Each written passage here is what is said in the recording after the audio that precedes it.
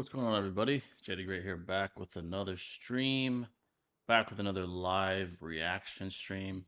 So we got a couple of videos we're definitely going to react to today. Before we go any further, hope you guys are doing well. Back at it again.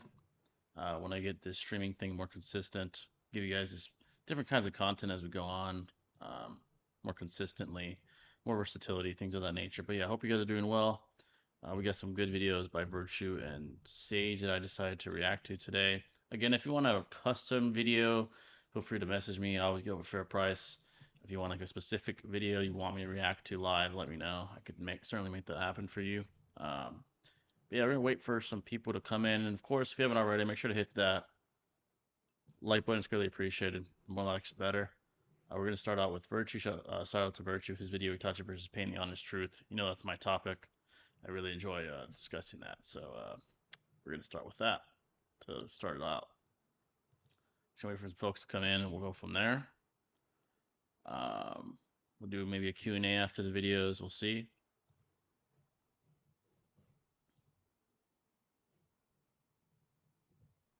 Let's see.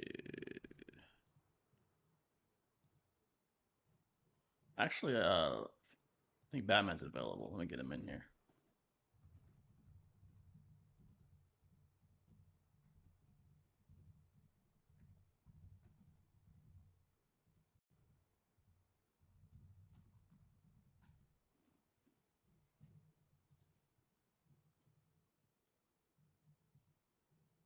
Right.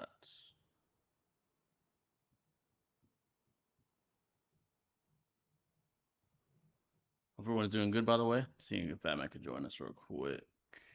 Lower the volume a little bit.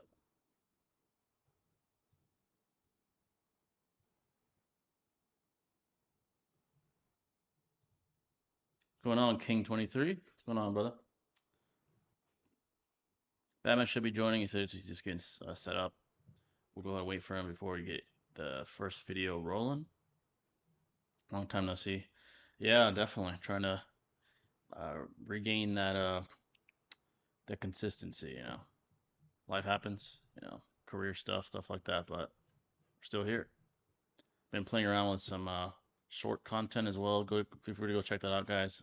I'm posting more shorts content as well. Just little snippets that I think are interesting to put out there. Give me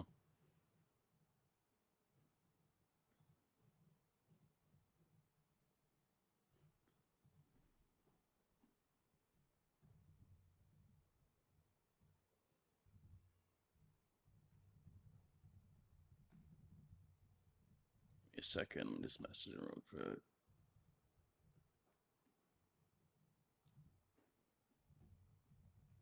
Feel free to ask any questions though, folks. It doesn't have to be related to the video we're reacting to in the moment. Try to get to all the questions that I can. Of course.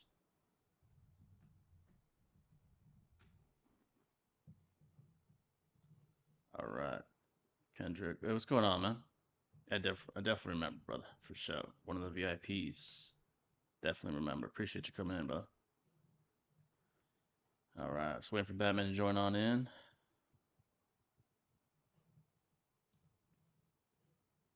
But yeah, we'll go ahead and do that. Hit those videos. I thought they were interesting. Itachi versus Pain's, Virtue's video, and then Sage. We're gonna be doing. I think it's called "How Strong Is the Third Raikage." That's an interesting topic as well. So we're gonna be hitting those up today. Those piqued my interest. So, but again, if you guys want a specific video for me to react to, for me and Batman to react to, let me know. We'll give a fair price. We'll make it happen. Got you guys. You guys know how we do it around these parts.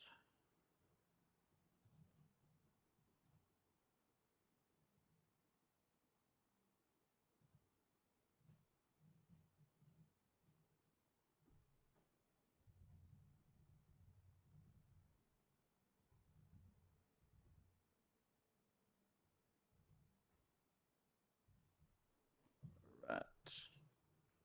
Yeah, Sage's video is called "How Strong Is the Third Raikage." All right.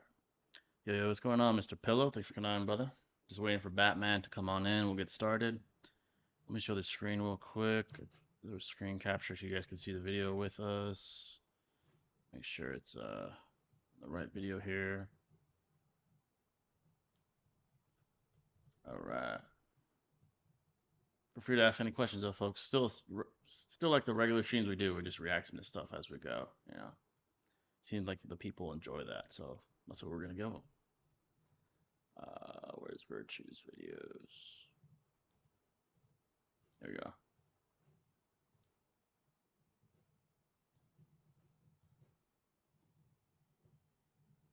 Any and all questions, folks. Again, anime is obviously our primary, reference of discussion, but we talk about all things: combat sports,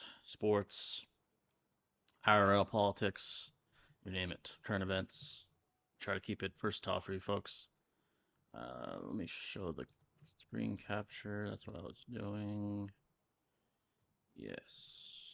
What I'm gonna do is separate this. Put that over here. Second, folks. There we go. All right, you guys see it in the corner right here. There we go.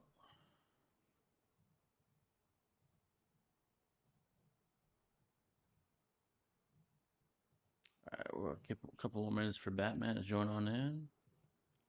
If you have any questions, though, folks, feel free. I'll be reading from my phone while reacting to the video because I live the video on full screen so you guys can see it well.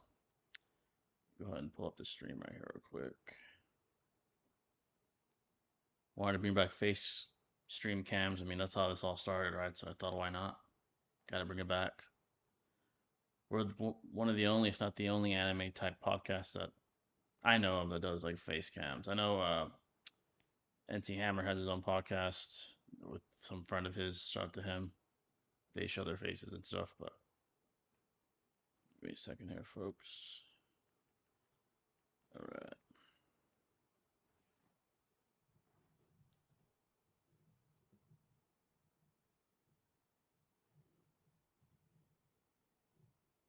All right, I'll let Batman know that we're gonna get started. He'll join on in. All right, folks, here we go. Let me know if you can hear everything. I'm gonna check through here. Let's get started. Whoops. Here we go.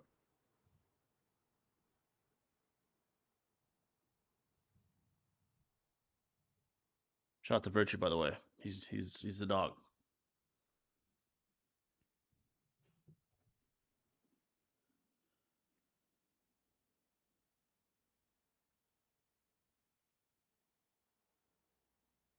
Yeah, many videos. I've done a video on this multiple times too.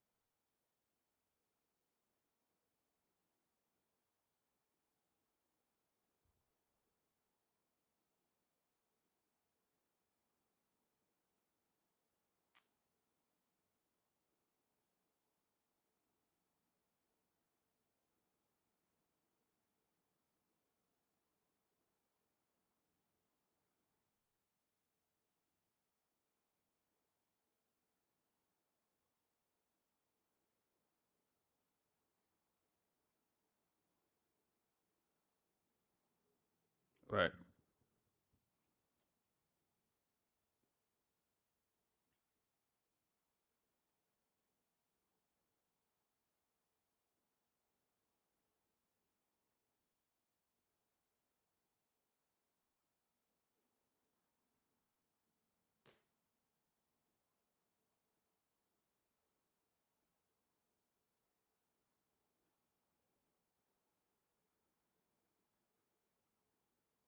So you're sort of starting out with a comparison of their scaling. It's a good way to start.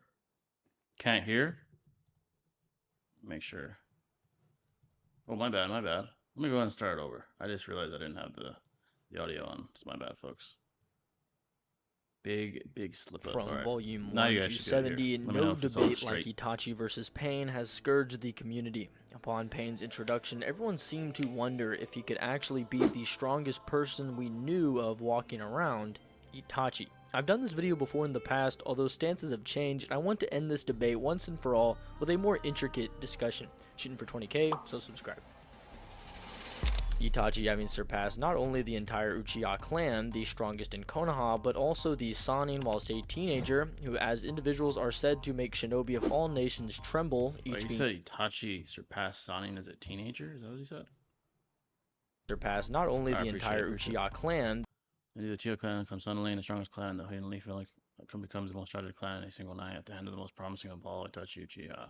Okay. the strongest in Konoha, but also the Sannin whilst a teenager, who as individuals are said to make shinobi of all nations tremble, each being capable of taking on the role of Hokage, the strongest man in the world, with their group being said to be comparable to the 5 Kage in reputation, of the which Jiraiya lives up to when fighting Pain, as stated by Obito, taking on the form said to surpass the Prodigal 3, and merge into the realm of the Sage, of the which only he, Naruto, and Pain are capable of actually snapping Pain's black belted blades, showing how Pain, as well, can stand above the Sannin tier, even being above 2 complete sages, having killed one of them, like how Itachi killed Orochimaru, or so we thought, when sealing away not only Orochimaru but the Hydra as well, that's said to far surpass him. Where Itachi's enigmatic power would only be truly hinted at is when Sasuke would take on all 5 Kage, nearly killing them like the 4th Raikage A, all before he got 2 more amps to his chakra, plus another one said to make him unrecognizably stronger, where Danzo still perceived the young Uchiha to be vastly inferior to the heights once promised by his elder brother. And it would only be when Sasuke got an eternal Mangekyo Sharingan, ocular powers, and ninjutsu that surpassed Itachi's, the greatest offensive ocular ability, and a Susanoo said to be the ultimate absolute defense, which is the same rhetoric used in regards to Itachi's spirit weapons and how he related to Gaara's sand, Nedi's rotation, and Kage Summit Sasuke's early Susanoo, that he would finally be able to stand shoulder to shoulder as equals with Itachi. Which, coupling this with Itachi's latent ability to fully outpace both KCM1 Naruto and Killer B in his base 3 Tomoe state, and equal Naruto's chakra arms using his Susanoo arms, something that he should blatantly scale to through the fundamental replicative aspects of the Edo Tensei, copying everything exactly from when the subject was alive. Like how Nagato's returned crippled, though Kabuto didn't aid him, and Hiruzen keeps his age through things like the exact same amount of wrinkles on his face and the same dead pigment cells for things like his beard. I like to state that the Edos are not exactly what they were when they were alive. I made a video just actually ironically about this. I dropped it yesterday or the day before, I believe. Either yesterday or the day before, about whether they're nerfed or not and how they compare to their prime durations. So. We got Batman in here now. Yes, sir. How do I sound? How do I sound? I'm at the bootleg crib. Oh yeah, you sound straight. You sound straight. Okay. Yes, Making sir. sure. I swear it's been like a long while. I missed like 1 stream or 2. Am I tripping? I don't fucking know. I don't remember. Yeah, just one because I didn't stream last. Just one, yeah. Cause it's been a bit. Yeah, it's been a bit since we streamed together or had a plan, but yeah. Yeah, we got we got Batman in here, folks. Hey, what's up? What's your take on Orochimaru's immortality?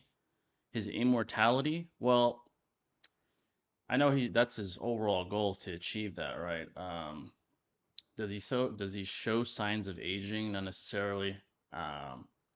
When he was speaking to, at least it's implied when he's speaking to Hiruzen during the Konoha Crush arc, he seems to be still approaching that goal.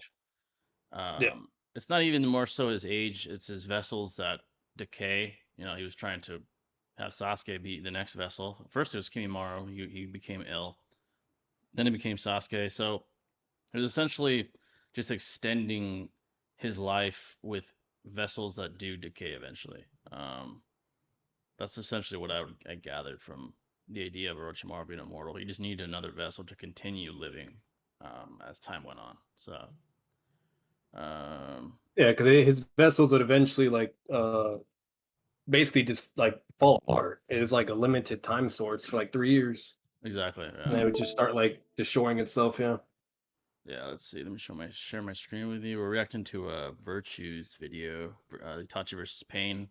I'm just contentious topic, Pete. Yeah. Definitely. How's it going so far? So far, is it just he hasn't like given neutral, a take or? yet. He's just like kind of scaling each one, basically, like how they scale in comparison, in the verse. So far, so good though. meaning Let's that see. the form of Itachi Gotcha. revived by nature has to I be shared a my form screen, of by him the at way. some You should be able to see point it. during his life, Appreciate it. perhaps Thank at an you. earlier point, Sir. which all does seem to allude to the fact that Itachi would obviously be far above the same Kage Summit Sasuke, stated to be equals to Sage Naruto multiple times, with both of them getting and fulfilling the same amps given later, which made them equals at the final valley, where here they have the same mental scape interactions wherein both combatants concede to needing the next step in power to beat the other, and therefore since Sage Naruto could beat They were Pain, this equals. does look But pretty Sasuke favorable was for hella Itachi, fatigued. right? Facts, Well, facts. Yeah, not at that necessarily. moment when Yes. he was in 5 Kage I Summit wouldn't even say. I version. wouldn't even say they were equal though. I wouldn't even say they're equal. Naruto would have beat the brakes off him at that point because he's at prime, while Sasuke's like fucking gassed out. Yeah, he's almost But blinded at that point. Like he yeah, just. he's like blinded. Fucking, he has no chakra left. Like Kakashi was scrapping with him at a certain Yeah, point, but just because of how fatigued he was, you know. yeah, he was able to actually keep So up with someone that at one point was keeping up with the Raikage at least in V1. So he definitely was. He depleted over time because of the all the chakra usage, all the fatigue. His eyes started to yeah. lose its light. He So I clearly wonder what he was. means Yeah, on the equal shit. Because yeah, at like that point, it wasn't really.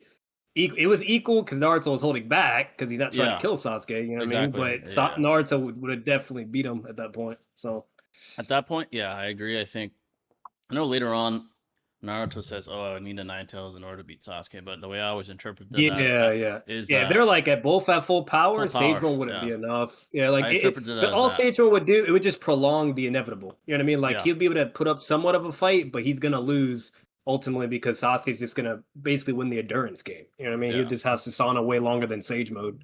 So Especially if he's off full but power where he, you saw how the Donzo shit, right? You know what I mean? yeah, How like long that shit was. It was an endurance fight, basically, you know? 9 lives literally And took like he nine was able to, lives. yeah, like, and I'm not saying like Sage Mode isn't really capable either, but Naruto got like what 5 minutes and he only has like what he could do 2 clones or 3 at most at Yeah, that point. 10, 15 You know, so minutes. that's about 15, yeah, 10, Yeah, 15 minutes total. I just don't really see it. And like, and if you count the filler, whether you don't or not, I don't really care. But technically, Kishimoto gives us somewhat of an insight where they have like a little battle. yeah, It's like MS Sasuke 5K Summit version, and they're going at it. Naruto does his Sage Mode, and he can't get through the Susanoo basically. Like he could fight and combat, but he can't really do anything.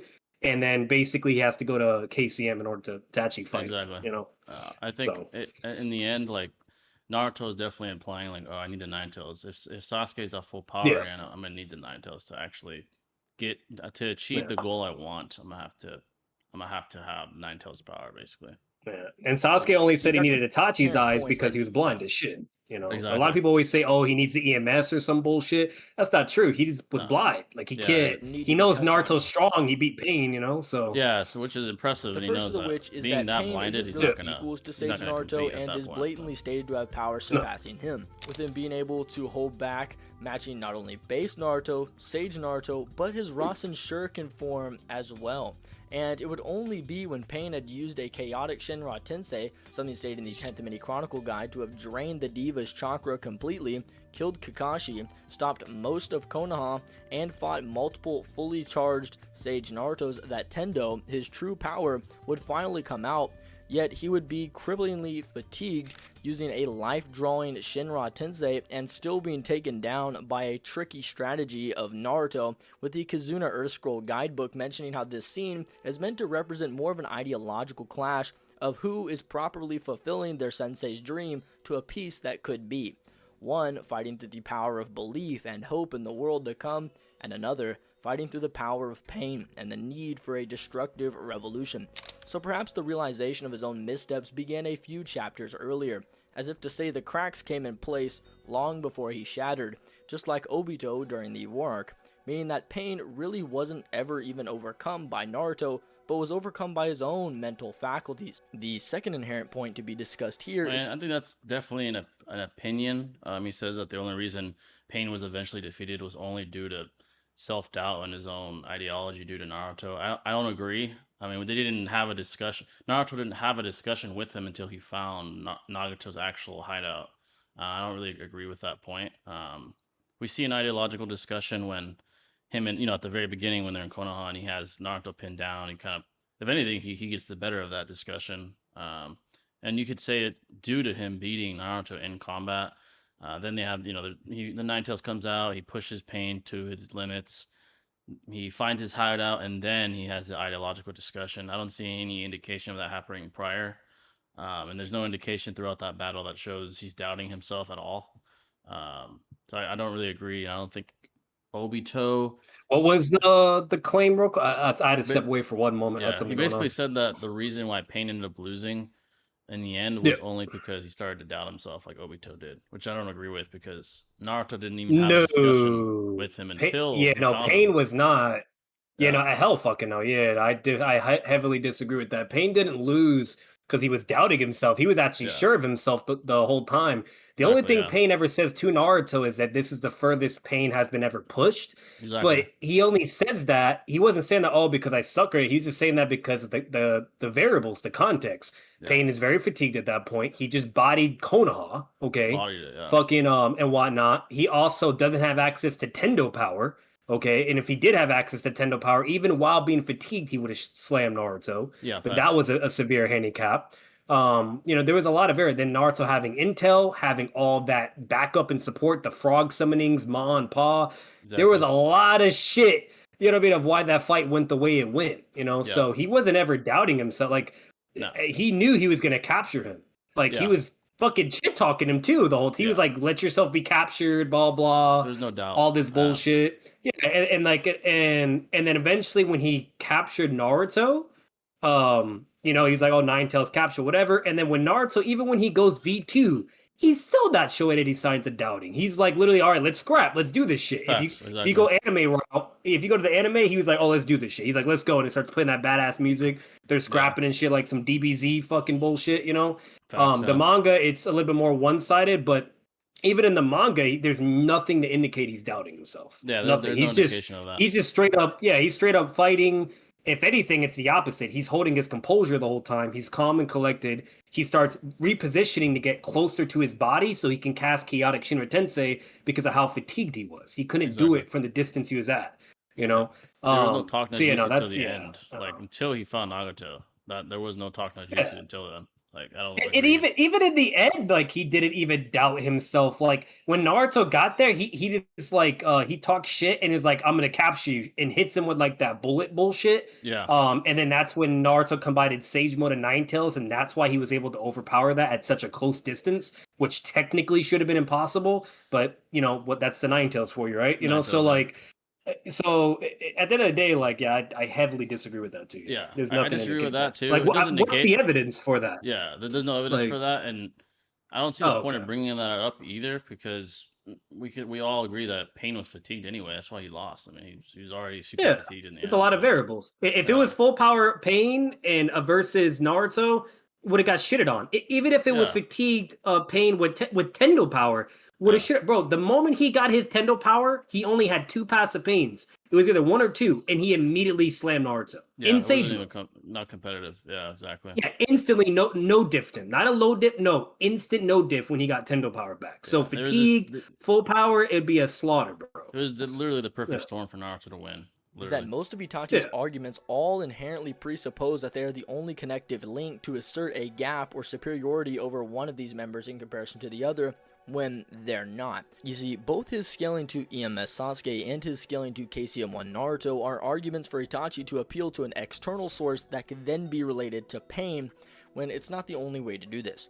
The reason as to why they don't really mean that Itachi should have the physical advantage is because Pain's numerous implications sourcing him as the strongest man in the Akatsuki throughout Data Book 3, which covers up to chapter 402, which also includes all the members' abilities for the most part, notes that though each member can take on Biju, Jinchuriki, and 1,000 men need be, the reason why they follow Pain is due to his charisma and power that no one can deny, which grants Pain two qualities for why the members who have been applied strength Yeah, traits I'll would say this follow real Pain. quick too, though, Jay. Yeah. The one thing I'll give Pain, and just a heads up for all you guys, I'm a Pain goon, so if I had any bias, it would technically be for Pain. But obviously, I'm going to be objective as possible or be fair, whatever, and so on and so forth. And if you analyze everything in a nutshell, I feel like it does lean more in favor with Itachi. But regardless of that, the one thing I'll give Pain though, at the bare minimum, is he does have an advantage when it comes to data books. So there's a lot of data book consistency where it constantly says he's the strongest, or why they obey him, yada yada, and so on and so forth. Like that is pretty strong in favor for Nagato and Pain. But where things get a little bit more slippery slope and like contentious is Obito and Itachi. That's in question of whether or not that connects to those data book Exactly. statements, Yeah. because they're like outliers in a sense, right? You know Yeah. what I mean? And what I mean by that is everything with Obito, he was technically the secret leader, blah blah blah, whatever, yada yada, the whole nine. And then Itachi was a double agent. He Yeah. was technically with Konoha, but he was only aiding the Akatsuki as long as they obeyed him, and so on and so forth. Which at the end of the day, that's really really impressive for Itachi, because like it's a testament to his power. Because even if you make an ultimatum with someone, or you have like whatever plan or whatever thing, if you're just stronger than the guy, or better yet, if you just jump him, right? Like let's say it's Pain and Obito, that should be easy claps, right? You know what I mean? But yet Yeah. they were still cautious. They were still. So if anything, I'd say it's a testament to Itachi's intelligence and power, whatever, and so on and so forth.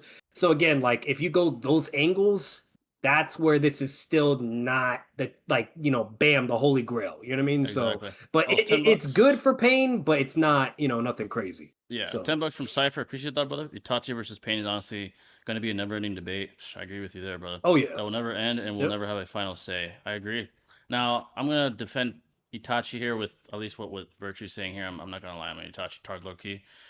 He brings up, yeah, he literally says he brings up that he has power that no one can deny. Again, like Batman said, Itachi was, well, and arguably Obito had an ulterior motive the entire time. He was living a lie that he wanted everyone else to believe. He wanted them to believe that he killed his clan just because he was a bad person. He wanted to, he was a malicious individual and joined them because of that. When in reality, he was there to protect those very people, specifically his brother.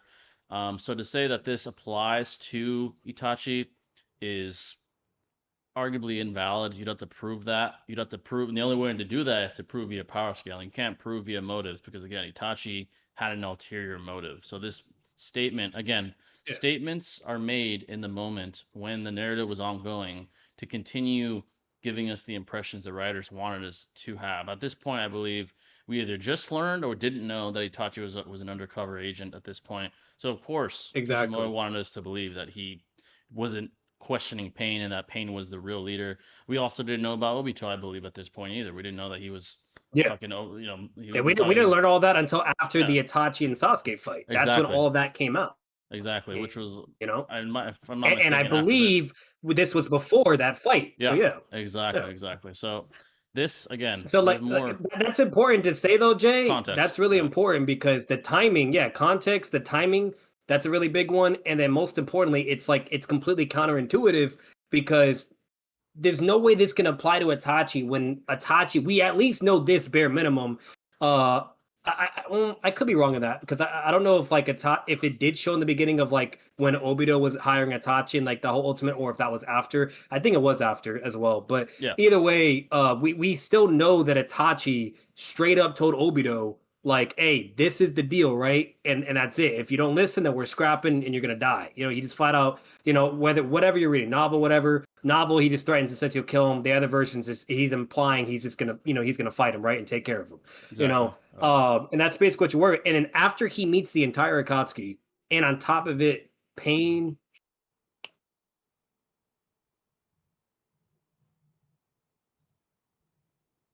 We lose Sorry, Batman. I was. Oh, good. I think Batman had his. We lost him for a second, but he's good. He's good.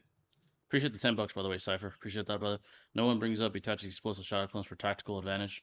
Yeah, he didn't use that very often. That's a very very clever way to gain the upper hand.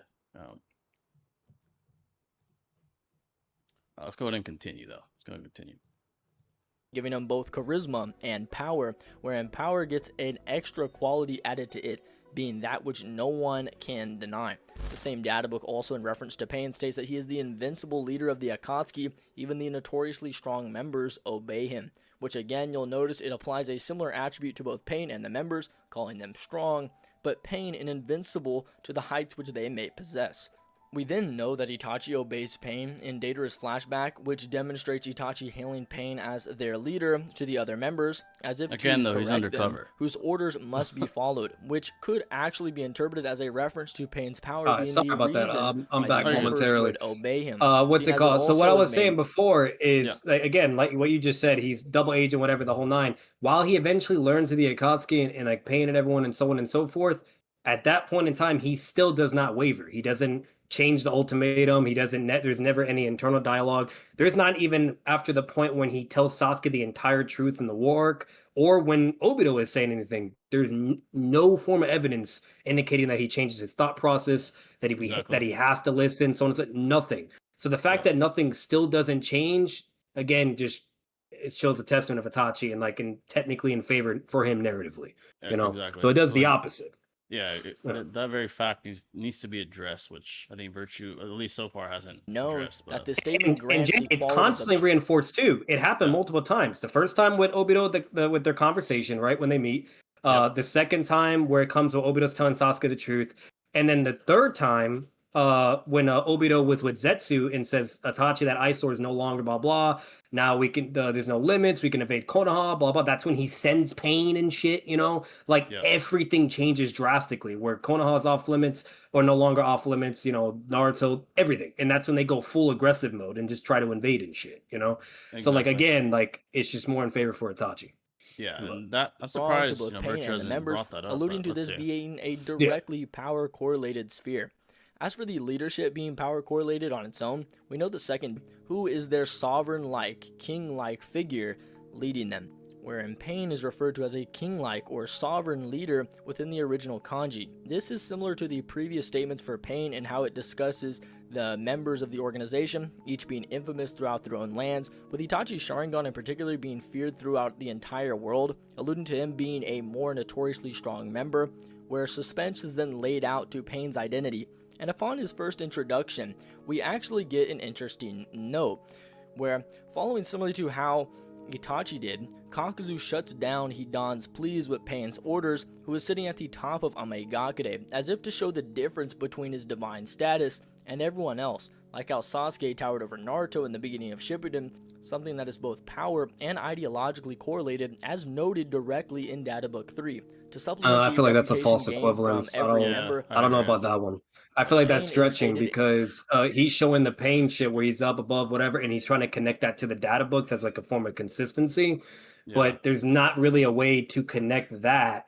And the reason why is because the context. Like with Sasuke, it's completely different. When Sasuke's there, not only is he like fucking them up feats wise as well, but he's like literally defeats them all basically in a scenario. Like there's constant like statements substantiating that. There's defeats, and then he's eventually up top, and then he's about to do Kirin to finish him, whatever. Like it's completely emphasized that Sasuke yeah, was the top exactly. dog at that point in moment, and then along with the data book putting the cherry on top, towering over. With Pain, it should if it all I got from that was that's an aura moment.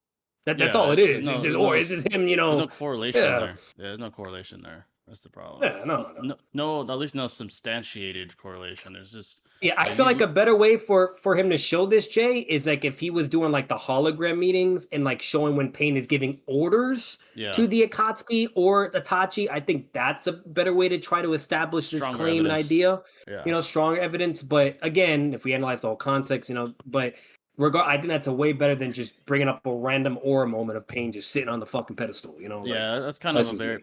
it's like a yeah, it's sort of random. in the Yeah, it's like a Naruto random Kizuna moment to Earth like Scroll to extrapolate. be the most Yeah. notorious criminal in the entire shinobi world, who declares himself a god intending to bring salvation to people through pain, meaning that each member is known and powerful, except Itachi is notoriously more strong than the other members, and Pain is the most notorious of all of them, which sits directly in line with more implications that support his invincible status, something defined as incapable of being overcome through the Chapter 364 synopsis statement, which notes, next time, the strongest man in the Akatsuki pursues Naruto. And while sure, Itachi does appear in the following chapter after catching up to Naruto, Oxford Language's definition for pursuit is, quote, to follow someone in order to catch or attack them. This is why this is clearly discussing Yeah, real Pain quick. as Naruto's first Yeah, Wasn't Didn't Six cover something in his video of like when it came to Itachi versus Pain or whatever, some bullshit, that there Yeah. was actually certain narrative dynamics where it was similar with Pain with this,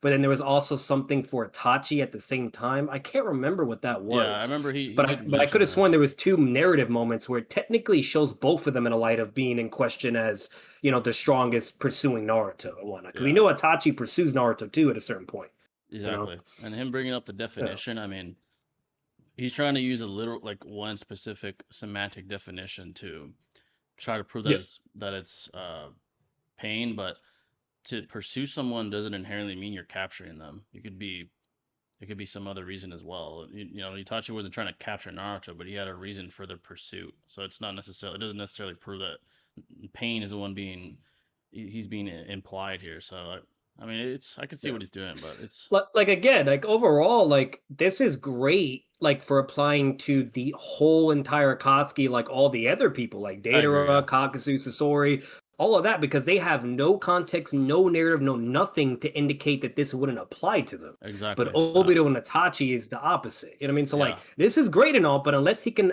establish a connection to where this would apply, then this is kind of void. You know? that's the problem. Yeah, that's exactly why that's why the Itachi versus Pain debate is so controversial because a lot of this Remind you, Akatsuki I'm data, for pain. yeah, I'm for pain. a lot of the Like, data books that are like kind of extrapolating and expanding on the Akatsuki, they apply to yeah. everyone except Itachi and Obito, which we find out later even. So Mm, again, it's void after the fact, yeah, like in hindsight it's yeah. void because it doesn't apply to these Question to guys. Yeah, So like Itachi what is what I would be doing again, I would do the every time he does the orders along with the data books, I'd be going other routes where it makes more stronger logical sense, right? You know what I yeah, mean? To try to power connect scaling. this notion of what, yeah, power scaling wise. And then I would even put in the whole point of when there was going to be a civil war between Nagato and Konan with Obito as well. Because Yep. that was also emphasized at a certain point in Naruto where they were going to eventually clash because Pain wanted to use the BG with fear tactics and tyranny, while Obito wanted to do the infinite Tsukiyomi. Exactly. So Uh, there's that too. Like again, I feel like there's better angles to go to try to establish this notion. yeah, yeah, asking exactly. if he was If you there don't to capture acknowledge that, him, that's and it kind of Itachi just simply says, sits there and "No, I just kind of want to makes it talk," void. eliminating himself from the statement. Whereas Pain is now actively hunting Naruto with the capture of the Nine Yeah, I Tails in disagree with mind, that. which he He states doesn't remove himself from the statement just because he wants to talk to Naruto. I disagree, but verbatim when like for example, let's say a man is pursuing a woman. They're not pursuing a woman to capture them. They're pursuing them. Maybe they want to take them on a date.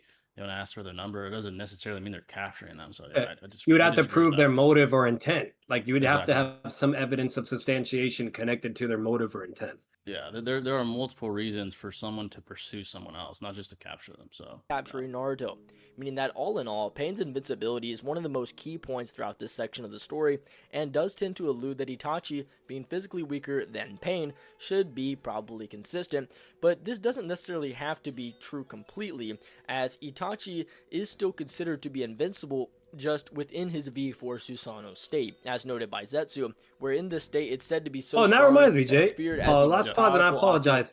That's another thing too. Itachi has a bunch of invincible data book statements and it whatnot does. too. Yeah, exactly. Like the whole Susanoo stuff. There's actually a lot of statements for Itachi where it fucking says whatever. Which at the end of the day, like just like what Jay said before, guys, you got to be really careful with data books because that at the end of the day, when they're saying invincible for Pain or Itachi, that's technically hyperbolic, right? They're not invincible. Yeah, Like an actual example of that would have been like, maybe like Ishiki, right? Or Jubimata, where they're like so fucking powerful. There's technically they are, right?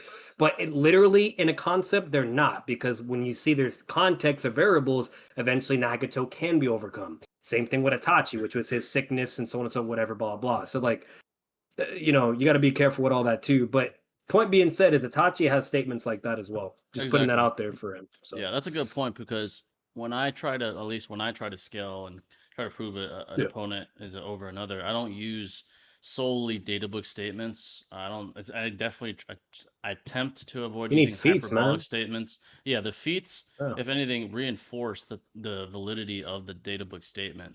Now, if you're just only solely using data book statements and there are feats and other aspects of the narrative that contradict that statement, then your argument can be poked at. It can be Yeah. invalidated or contradicted. So like the very fact that Itachi's undercover that sole fact, it basically invalidates a lot of what Virtue's Yeah, attempting like to argue. That's the I'm really problem. surprised he has not mentioned any of that perspective with Itachi. Like we're Exactly. already like Yeah. about to be 9 minutes through this video, and it's only 14 minutes long, and he has not said any of the devil's advocate amount of information to technically still put this into question. Where again, that's why it's contentious, Yeah. That's and why so it's on and so contentious. forth. And if you had to pick a side, technically, logically speaking, it'd be more in favor for Itachi. Yeah. And mind you, I'm a pain guy, Yep. but that's just what you're working with. And speaking of feats, especially when you analyze them fighting as Edos, even though it's a Exactly. little bit different in a way, Yeah. but that kind of goes to show that both these characters are clearly not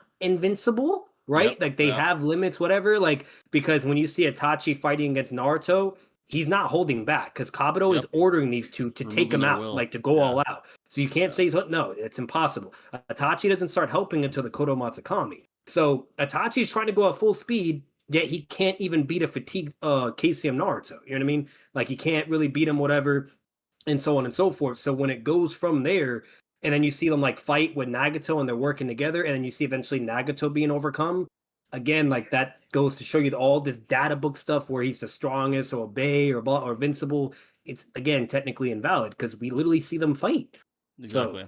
It's more so just yeah. Again, it's like marketable hyperbole. That's all it is to make the plot more marketable. To yeah. make And these. that's at their max power for both. No Yep. sickness involved. No sickness. Nagato doesn't have to rely on any distance. No, not spreading his chakra like 6 ways.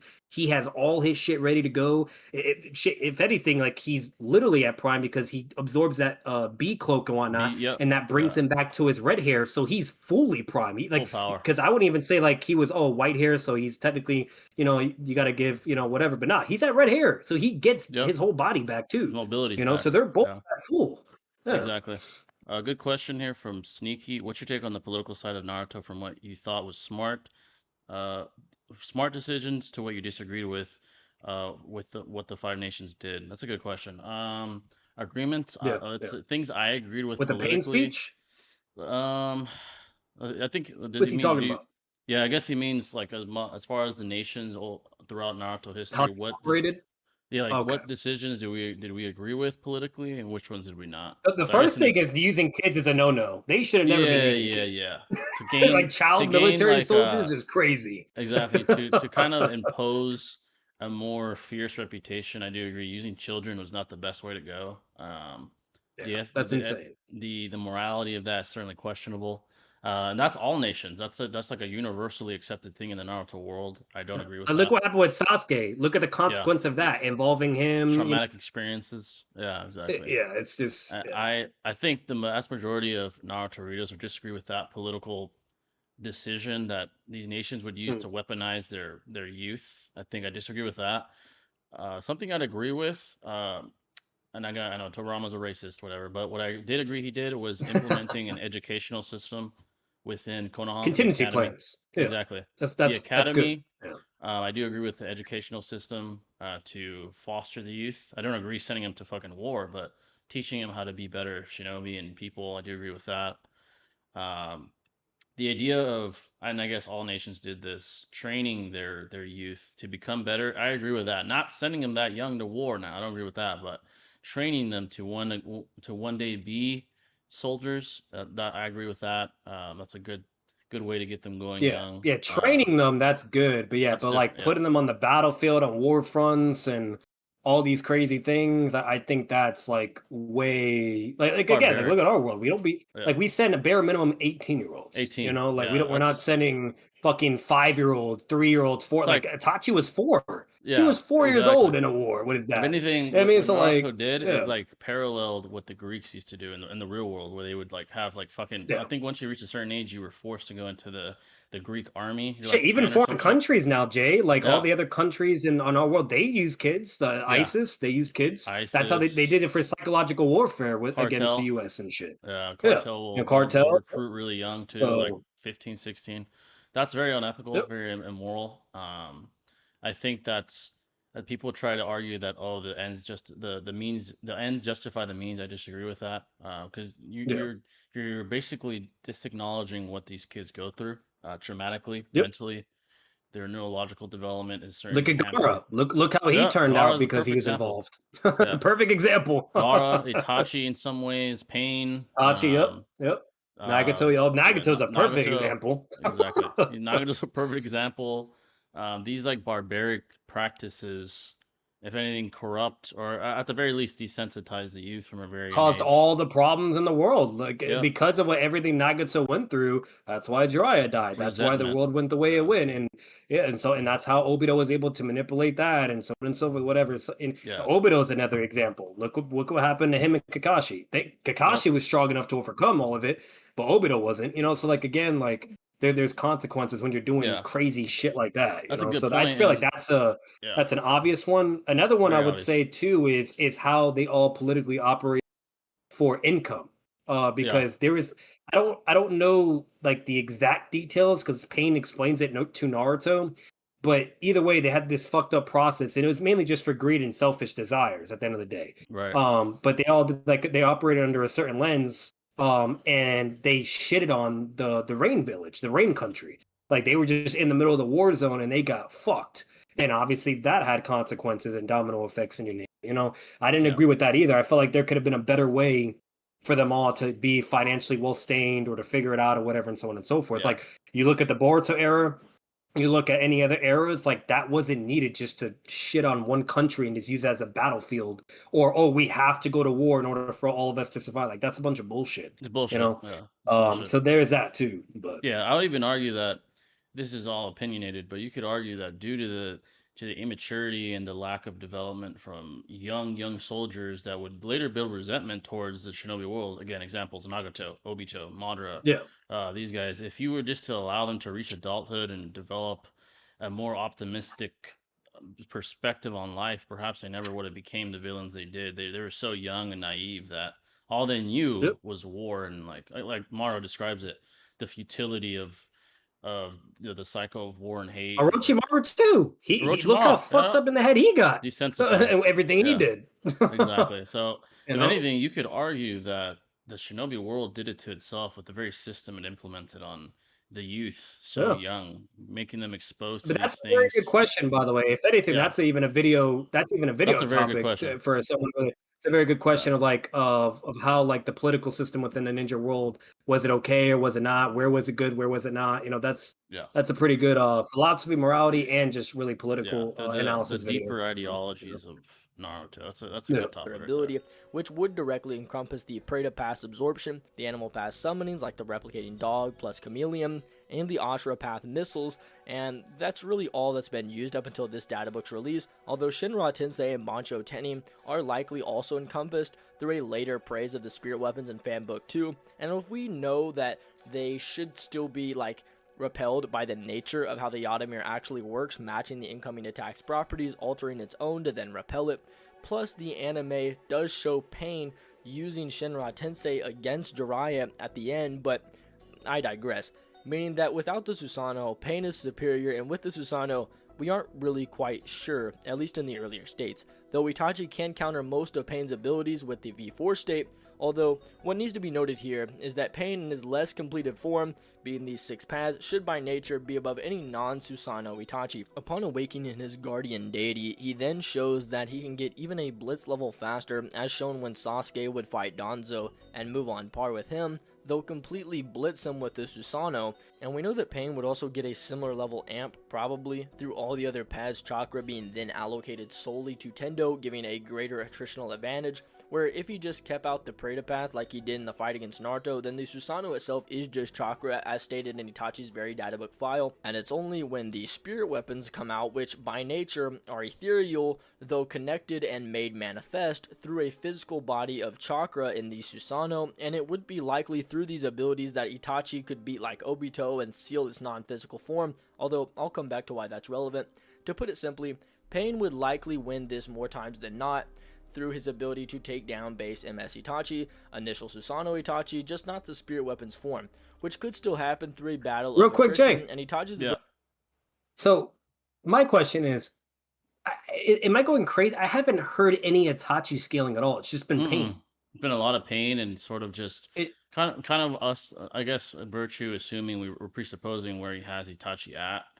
He's not Yeah. really like expanding on Itachi. Like he brought up the Susanoo and that not really explaining why, but simply stating, oh, his Susanoo probably couldn't deflect Shinra Tensei.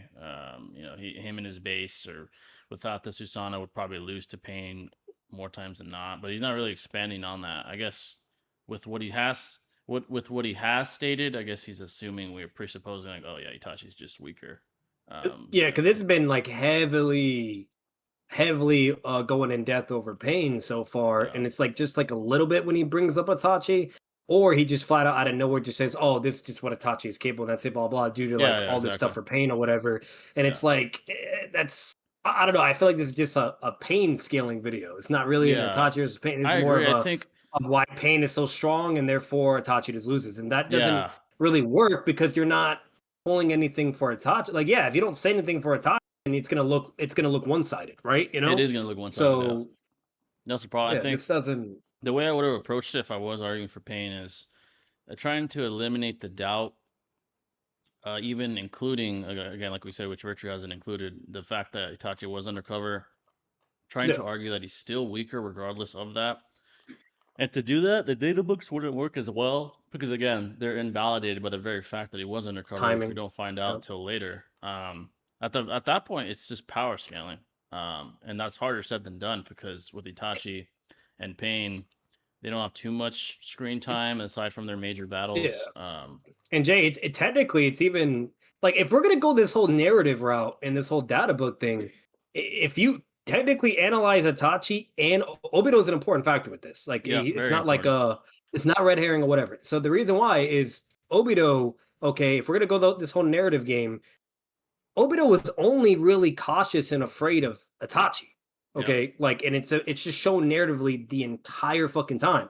And every time Obito's having his interactions with Pain, he treats him like a child or an underling or whatever. He doesn't really respect Pain, you know what I mean, yeah, or really think exactly. his power is all that, and so on and so forth. So, like, if we're going that whole route into that perspective as well, again, it just Obito has Itachi at a higher pedestal or a higher threat level in comparison to Pain and Nagato. And that's Exactly. kind of important to realize and maybe even bring up to be. I'm not saying necessarily that is the case, but there is a lot of evidence that points towards that direction, and Yeah, it it is certainly implies there. that. You could obviously put into question whatever, that's fine, but it is there, right? And that's something he has never brought up either. He has not said whatever, blah blah. So like again, like he's just been talking me into the whole narrative of Pain and then going the whole data books, and that's fine and all. But Itachi has very, very strong narrative emphasis, or even things that puts this into question, or at least combats it to where it's contentious. Yeah, it To where comes you're going to down. need more evidence or information, or Yeah, AKA the feats, which you eventually get with the Edo fight, which I feel like is extremely important for this discussion.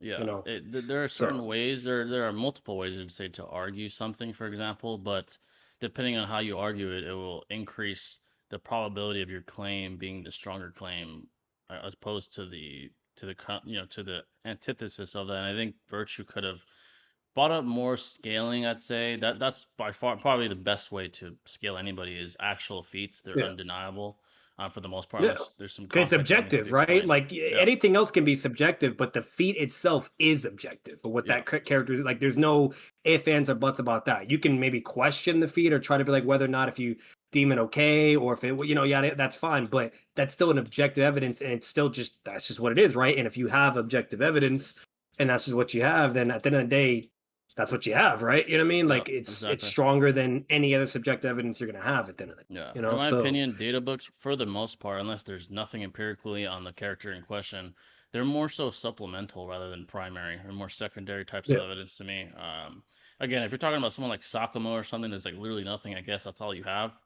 But if Mhm. you're talking of someone like Pain or Itachi, who do have some empirical evidence, they do have context surrounding them. Like again, Itachi being undercover, that should be the Yeah. primary piece of evidence or I guess foundation for your claim. The data books would be, so in my opinion, more supplementary, more secondary.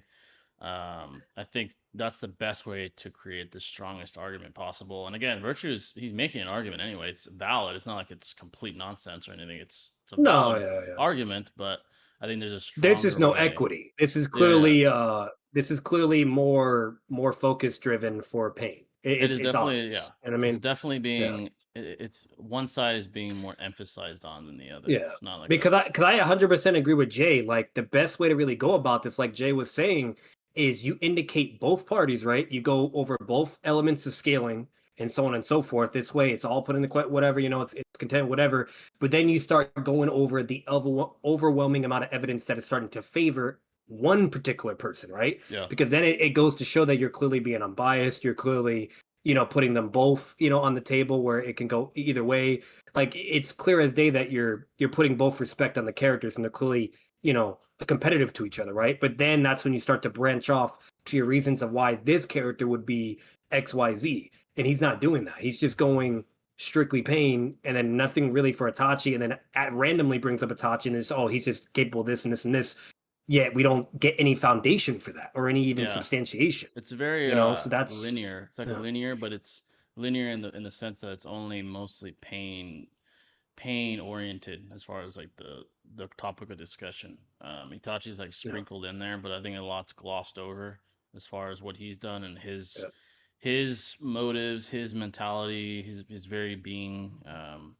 I mean, that's to hold up the Susanoo for a prolonged battle, which he actually can do, holding up until he literally dropped dead against Sasuke. But basically, through things like Ashura-path missiles, whose weapons are even beyond the world's peak technology, his numerous animal path summons, and most importantly, his Shinra Tensei and Bancho Tenin, to eventually keep the pressure on Itachi to just negate his abilities through absorption in ones like the Amaterasu, to then kill him through something like a black belted blade.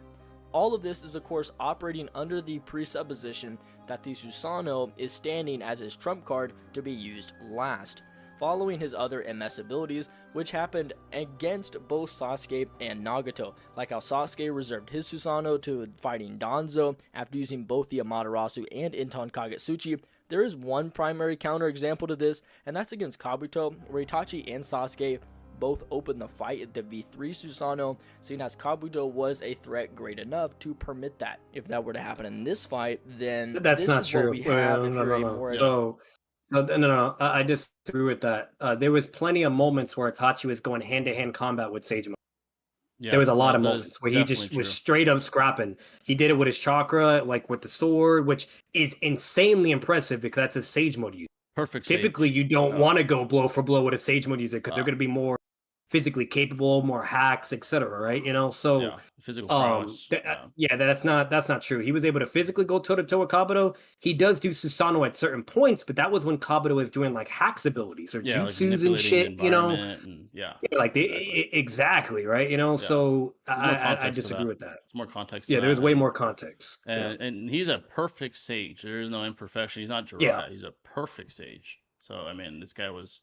Arguably might even be better than Naruto. Yeah, on top of that, Actually, I would say better than Naruto because he has infinite Sage Mode. He doesn't run out either. Yeah, it doesn't run out, and he has hacks that he like embedded in his body, like the Taiyuya's flutes and fucking all this other shit. Bone style.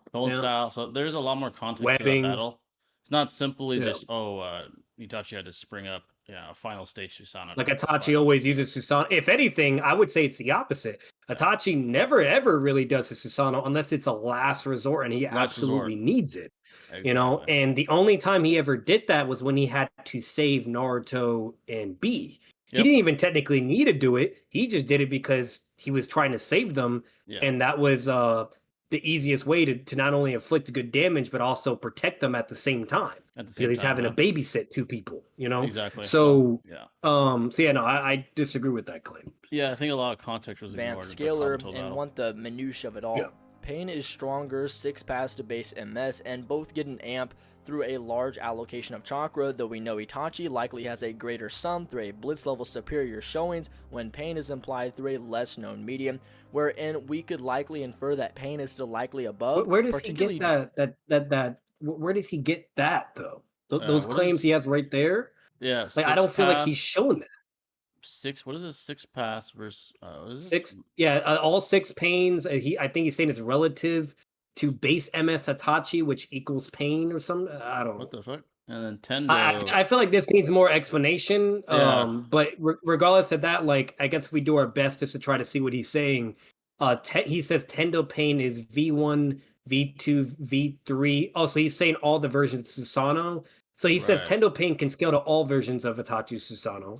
Oh, okay, Okay, okay. that makes and then the Tendo is see here's my problem. I don't know if that fucking dash symbol is either relative or equal. Relativity? Because Yeah, yeah, no. because here's what gets confusing. He has the Yeah. dash. Okay, no. All right, this is what I get. So the dash is just to say what he's talking about. So ignore the dash. He, Oh, he okay, is okay, saying okay. equal. Yeah, he is saying equal because V1, V2, V3 Susano is equal to pain. So he thinks Tendo pain by himself, or at least only that pain, is equal to the Susano, and Right. also and then the wait, spear weapons. Tendo doesn't have a fucking spear weapon. Oh no, he's talking about the rod. I think he's talking about Yeah. the rod, the black rod. Oh, okay, okay, Um, okay. so the rods is like V4 Susano. Yeah, I don't know. Overall, this is not really good. Even if we accept this, this doesn't help Pain because you're literally conceding that only Tendo Pain can combat Itachi. Right, yeah. Especially using the six If pass. anything, I feel Yeah. like this is detrimental to Pain because if I'm doing a video for scaling, right? Obviously, I'm gonna be doing both parties, making sure I'm being as fair as possible. But I would try to actually convince the audience and substantiate my evidence that all passive pains are at least relative to each other, where they can still operate as a team because that has been consistently shown within the narrative. Right, You know, yeah. and obviously, if Nagato is focusing on only one of the pains or only two, yeah, they're going to be able to perform better because that's less chakra he's having to, use for them. But it is shown consistently that they all can operate with the same. We see it against base Jiraiya, Sage Mode Jiraiya, and then even when Sage Mode Naruto, we've seen every path of pain being able to go toe to toe with Naruto or even Jutsus, his Rising Shuriken, so Right.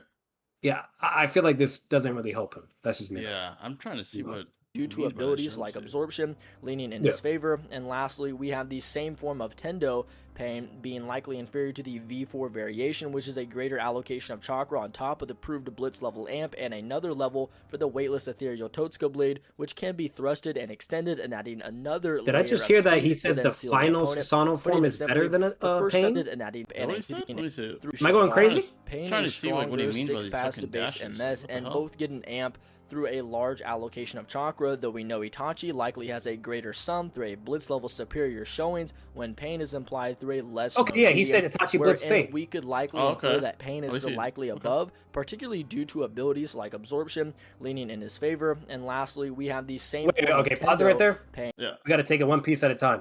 So he just said Itachi's Blitz levels with his Max Susanoo against Pain Iwana or whatever. But then he says Pain's abilities though would make it why it's more likely for Pain to win to where he wouldn't get blitz. That doesn't really work. Like if you replay that, I'm pretty sure that's what he just Yeah, said. let me That see. I'm doesn't make trying to any see sense. if he goes through it fast. Let me see. Greater sum Yeah. through a blitz level superior showings when Pain is implied through a less known Oh, wait, medium. let me go to the beginning right here. If Right that here. were to have the minutia of it all. Pain is stronger, 6 pass to base MS, and both get an amp. 6 is stronger. The 6 pass Okay, is so he says they're base. stronger than Itachi. Okay. Okay, so the 6 pass And is through a stronger. base large Itachi. allocation. Base Itachi. Okay. Yep. Let's see. Pain is stronger, 6 pass to base MS, and both get an amp through a large allocation of chakra, though we know Itachi likely has a greater sum through a blitz level superior showings when Pain is See, he Blitz said level right there, Jay. superior He showings. said Itachi has greater chakra due to blitz performance superiority, and I would assume he's Right. talking about the Edo fight. The Edo He fight. just said that. Yeah, he But did then, say but that. see, he said that. But then listen to what he says right after, which Right. contradicts less it. known medium, wherein we could likely infer that Pain is still likely above, particularly due to abilities like absorption leaning in his favor. See? And lastly, we have the same Right. form of Tendo Pain being likely inferior to the V4 variation, which is a greater allocation of chakra on top of the proved blitz level amp, and another level for the weightless ethereal Totsuka blade, which can be thrusted and extended and adding another layer of speed to then seal the opponent. Putting it simply, the first sets of forms, Pain wins. The second set is unknown, with Itachi likely having a slight physical edge, with Pain having an ability one. And for the third and final form, Itachi is certainly above Pain and wouldn't really have much trouble sealing him. We also Really? Okay. know that Itachi can not only utilize the V4 Susanoo to operate independently from his body, like with both Sasuke and Madara, as they do the same thing, but he also can use the Amaterasu and Tsukiyomi inside of the Susanoo, as Sasuke does that against Danzo, and we know that he could lay streaks of Amaterasu across the ground to force Pain into certain positions. Perhaps some with, like Tsukiyomi, unless you think the Genjutsu blockers would null it. If the battle were to go long range, then the Yasuka beads could beat Pain up. In their revived encounter, Naruto, without having knowledge of the spirit weapons, does judge that the previously seen version of Chubaku Tensei is above anything Itachi's shown there, so that's just another way, but the spirit weapon should probably still negate the gravitational effects, and it would be within these spirit weapons that Itachi would have access to a much faster form of attack and an ethereal weapon imbued with sealing ninjutsu to seal whatever it pierces into. Okay, that's a lot to take right there. So, yeah, that is a lot. Yeah, so he's just saying a lot out of That nowhere. is a So lot of stuff. what I got from it, from Jay, correct me if I'm wrong, Yeah. is he's saying Itachi loses to everything to Pain until he's in his full Susanoo, and then That's when what it he's in seems his like. full Susanoo, along with like his abilities and whatnot, then that's why Itachi wins and so on and so forth. And that's basically it. But Right. it just got confusing because there were certain did. points where like he was saying certain things, but then he was saying, "Oh, but Pain still wins because like this and this and that," which that doesn't make sense because if you're saying Susanoo is a blitz tier, and like as it's shown, and it would beat Pain, but yet you say Pain can overcome that with his With the jutsu activation speed. Yeah. That doesn't make any sense because it can't be. You can't blitz someone if they can respond to you. That's not a blitz. Yeah. You know what I mean? Yeah. So It's like, not technically a blitz anymore at that point. I yeah. think. So like personally, like if we were able to, we would obviously ask him clarifying questions so we can understand it because he's just then maybe we're just not seeing it. Whatever. I don't know. It's not speaking it properly for us to understand, but regardless, the gist of it, he is admitting Itachi would win though. Yeah, 'cause at first I thought he was gonna say Pain like beats every version or something, but now he's like, oh yeah, Itachi with Susanoo, as especially once you start adding on his tools, he would beat Pain. Yeah. Basically what he's saying. But you know what's weird? Like this whole like 1 or 2/3 of the video was just like glazing Pain and I like thought I was saying like gonna say why Pain like would he's win. yeah, like literally like and then it gets to the end and then because he didn't really cover Itachi. No, he didn't. Like for all the things he's claiming, I correct me if I'm wrong, guys. Memory wise, I didn't see any of those evidence or anything he presented to show why Itachi could do this. You know what I It's mean? like towards Regardless like if me and very Jay agree or not or whatever. yeah. Yeah, like he didn't bring it up, but like the one thing he did show was the Nagato moment. So I guess maybe that was his only form of evidence of like when Nagato got blitzed by Itachi with the blitzed. Susanoo. Yeah. So maybe that's just what it, but like he didn't really portray everything with Itachi. But either way, that's what It was I've like gotten just from a this so quick far. like the Oh. majority was Pain scaling and data books and lore, and then the last like minute or so is like a quick summation. Which is of out of why nowhere. Itachi wins. Yeah. like, just, Like just out of nowhere. I'm like, wait, like what's happening? Pain- We had to like rewind it. Yeah, it's like Pain's invincible, but Itachi would win when he has Susanoo. Like at the very end, I'm like, what the? But I mean, Obito's combo. Yeah, I agree that's with what I'm the. saying. Yeah, I mean, I agree with Obito the was bringing conclusion though. something But conceptual into reality, Yeah. being Yeah. his body, though was still countered by sealing ninjutsu used by Minato. It would likely be through that Itachi could kill Obito, a threat stated by Minato to be beyond Pain, fitting with Obito's remarks about Pain, mocking him and whatnot. So we have another. yeah, that's true. Mocking Pain. Now that's he's what bringing Obito it would up. do. Now he's bringing up some Suggest that Itachi Obito would kill an narrative. opponent Yeah. greater than That's Pain a in its W, peak man. form in V4 state. So all in all, Itachi in V4 wins more times than any of Pain's win amounts of all the other weaker members and forms, though Pain would still have more forms at which he could win at, and Itachi would only come in his V4 Susanoo, which I happens feel 2 out okay. of 3 This video is times all as over a the last place. resort. So I would ultimately So give I don't get basically, nah. so I guess his very peak form with like armored Susanoo tools. That's the version he thinks would beat Pain, and every other version Pain would win more times, I guess, than not. Basically, I Okay. guess that's what he's saying. But the fight to Pain. So if we don't, so he said like if Itachi doesn't have What did you guys Susano, think? Did you guys then enjoy? Be sure to Yeah. like Pain slams. he slams. Basically. let me know. Yeah. Subscribe. Once again, Yeah. I really wanted to give this video a more in-depth breakdown for those who really care about the scaling, as the people that do tend to represent Pain do it quite poorly. But anyway, more importantly than that, may God bless you all. Love you guys. W Shout out to Virthue, by the way. yeah W W Virtue, video. W Virtue. Yep. W Shout out video. to Virtue. He's incredible. Keep up the great work. Blah blah. Regardless of Facts. everything we're saying here, don't ever take it personal. We're No, not. he's you our- know, Virtue's always our- good. he's- Always good intentions. We Yeah, respect you. Virtue's he's been our guy. I mean, for sure. Yeah. So next we're gonna do Sage's video. A few people asked how strong Raikage? is the third Raikage. So I'm actually curious to see what he's gonna say about that. Yeah. Let's see here. If you have any questions, by the way, folks, feel free to ask. By the way. Let me check the chat real quick. 1 second. Only time feats aren't good is when you ignore context. That's true. You gotta take into consideration the context. Yeah, Yeah, that's true. context is always important. Very Always. important. Yeah. Very important. Cicero became a sacrifice for political issues as well. Oh yeah, definitely, definitely. A lot of people But became see, that's what I was saying. sacrifices. Like if Virtue, let's say, because he already made it clear. This is the final thing to say for that video before we move on to this. If he was trying to like advocate third for Raikage is one of the Nagato, most- you would have to analyze the Edo fight. That's the Right. most important thing. Like you analyze that fight and then you try to like just go over the context and basically, substantiate or argue why this and this and would make this void, and then why this shows how the character is dominant. I feel like that's the best way to go. That's definitely the best You can, way. yeah, like you could bring up all the other crap narrative, whatever, fun, like blah blah. I feel like all of that's just gonna just build towards contentious value because you're gonna have things for Pain, you're gonna have things for Itachi, right? And you're not really Exactly. gonna have like super strong bases. Technically, I'd say it's more in favor for Itachi, but it's still contentious in a way, right? Yeah.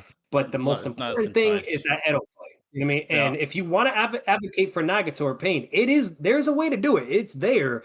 Yeah. Whether or not if you agree as the conclusion of it, but that's kind of like the best way to go about it. Me personally, I would have avoided the data books and all that statement stuff and all that narrative. That wouldn't have been my like main strong evidence for why Pain just slams no Susanoo Itachi. I don't think that's a Exactly. good way to go about it. So Yeah. that's I would have attacked like obviously versions matter. I would have attacked yeah. the fact that Itachi, if it's alive Itachi, that he's ill, that he's probably not, Yeah. like physically he's not at what he could have been if he really reached his potential, things like that. I would have made a stronger case for Pain. You know what's Big funny spirit. about that though, Jay? Like Yeah. that technically helps Itachi though, because Yeah. if Obito was still scared of sick Itachi. That's crazy.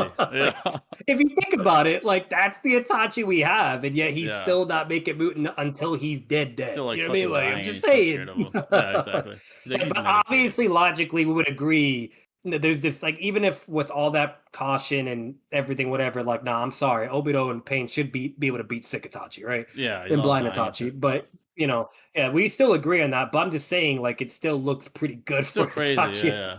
The fact that he was like didn't even make a move until Itachi died, even though he had like fucking ninja AIDS, is crazy. That's crazy work. And he almost killed Obito with the black flames. And Yeah, Obito's like, if literally. he knew everything about me. He's not even there. He almost killed him. He's like, he almost killed me. I'm like, what the fuck? He's dead. But that's crazy. Powerful and legendary shinobi in the history of the Naruto world. Despite this, though, he's received fuck? very You say little he's the most powerful and legendary? legendary shinobi in the history of the Nah, he's probably Naruto trolling. world. Despite this, though, he's received very little coverage in the power scaling space, mostly due to his lack of Stop, statements, stop. as he's only He literally said Hold on, at the hold on, no, beginning. no, no. I'm sorry. I gotta He like literally maybe he's said just doing it because for the script or like just for the YouTube vibes. But Yeah, if we're taking this serious, right? that's wild. I'm sorry. No, the actual definition of legendary is someone like Hashirama, Facts, Madara, Madara. like Yeah. I mean, Six Paths, Naruto, and Sasuke, Six shit like paths. that. Where that's where you say, yeah, no, Yeah. third Raikage, That's no, wild work. no. He said one the of the most most powerful. powerful Like, bro, and third legendary Raikage went shinobi blow in for the blow with the history eight of the tails Naruto and world. like got Despite this, fatigued though, with the he's eight of fourth Raikage. Yeah, facts. Like, very You little know, coverage that's in the crazy power work. scaling space, mostly due to his lack of feats and statements, as he's only in the manga for a short time. However, I think a lot of people have gotten his scaling wrong, including myself, so I believe it's necessary to correct some misconceptions and provide a clearer and more accurate analysis of just how strong the invincible third Raikage reasonably is. In other words, today we'll be exploring, Alright. breaking down, and answering Go the to- question, how strong sir. is the third Raikage? All right.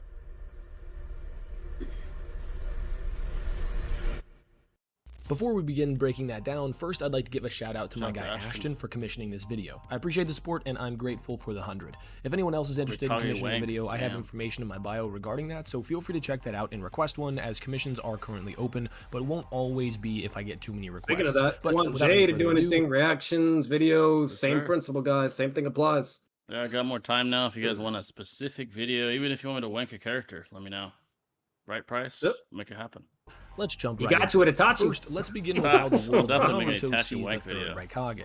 It's not an understatement to say that he was widely considered to be basically superhuman and borderline unstoppable by numerous people in the series, with his reputation having him a tier above the rest, with him being stated to be the only person to go up against a Bijou one-on-one. That statement's wrong, by the way. I mean, He never did it Hashirama, unarmored. He did it with a lightning cloak. When every yeah, time he fought the the eight tails, Datos. he always needed the cloak, and he also had the help and aid of the fourth Raikage, and he was Yeah. also using the lightning cloak too. Definitely wasn't So- like a no diff, that's for sure.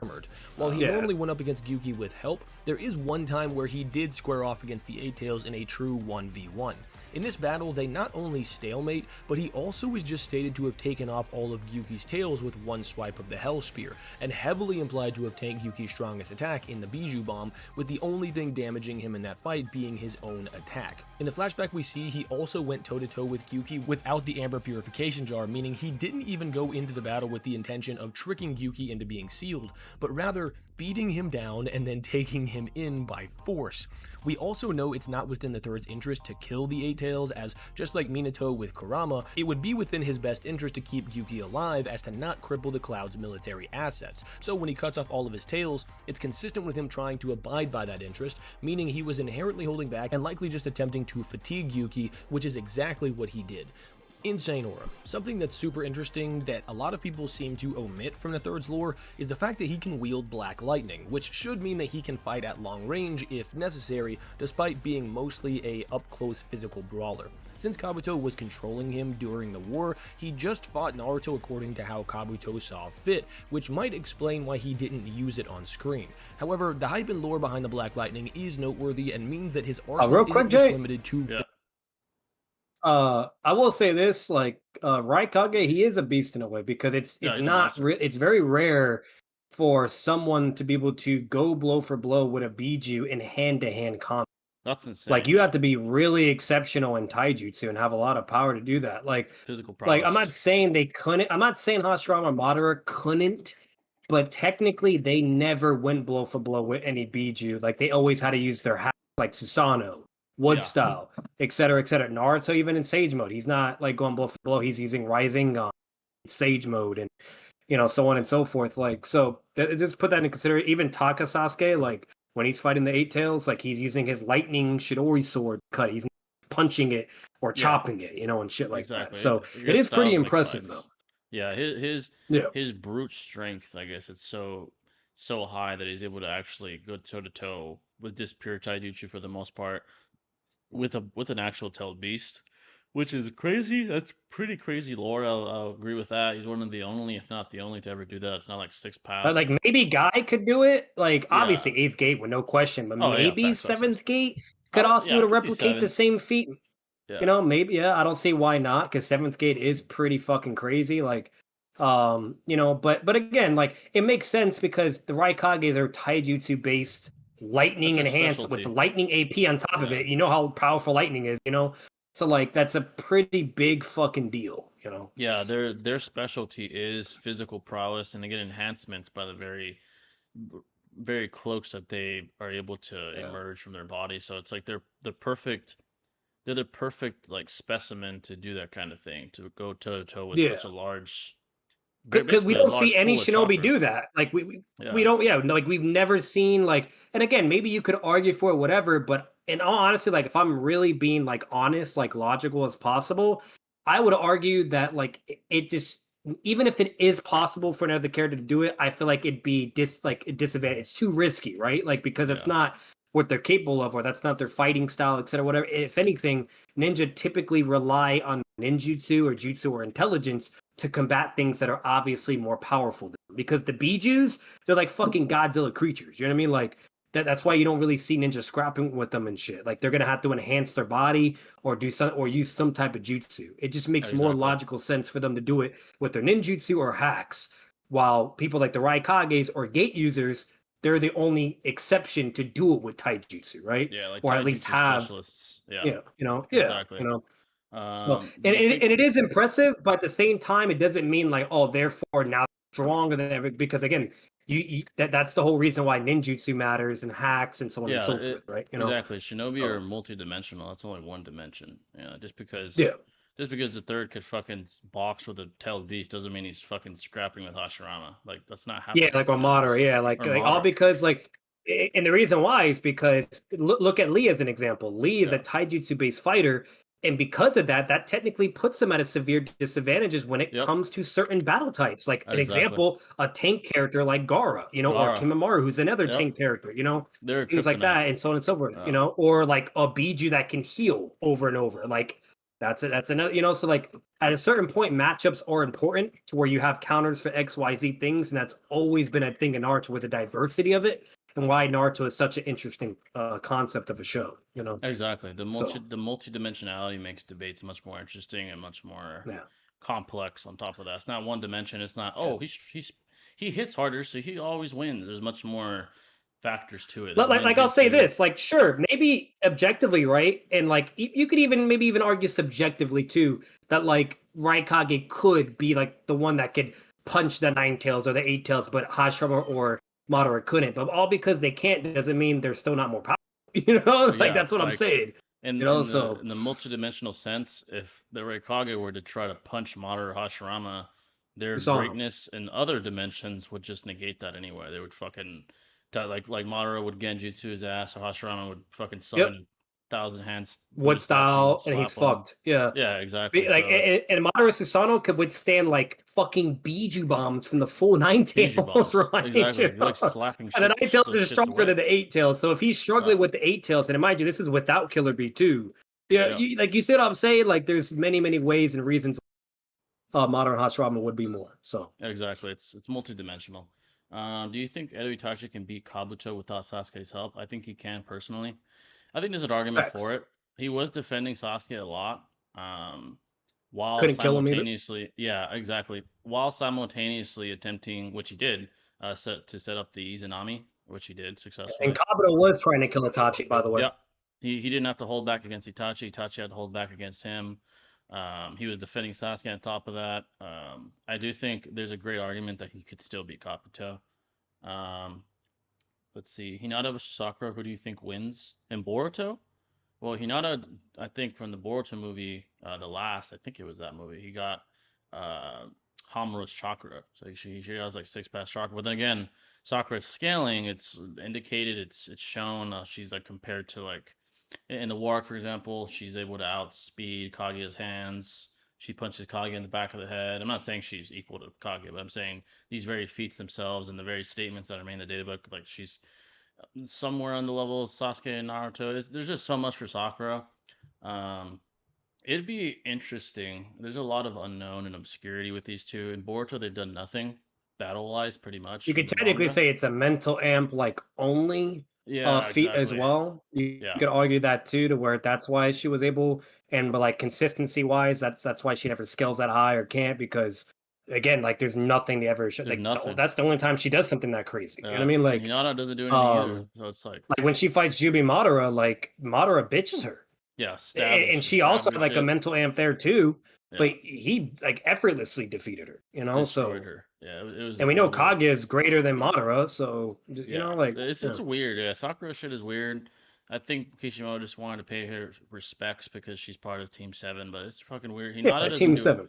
yeah, Right. and Hinata doesn't do anything. She gets Hamuro's chakra And in the last Kage movie. was also fighting for a good bit. She was Yeah, fighting for a very long while with yeah, Naruto and Sasuke, mentally and then nerfed. eventually getting dropped and fucked up by Kakashi's like 6 path amp and shit. So like there's all of that into the equation too. Yeah, So meaning many like many she couldn't be able to factors. do that against a prime Kaguya, Oh hell but a no. more fatigued Nerf Kaguya. That's why, right? Yeah, there's so many So factors. So Sakura versus yeah. Hinata, I might close quarters. I guess I'd lean more towards Hinata because she did get Hamuro's chakra in the last movie. It's a tough one though, man. It's a tough one. I mean, there's nothing on these two, so kind of just it's all pure Yeah. speculation, for being honest. Which village would suffer the hardest if pain invaded them out of the 5 great nations? The weakest out of those nations, probably. Sand. The The sand sand, village yeah, the gets sand would get fucking clocked. destroyed. My God, they get fucking bodied.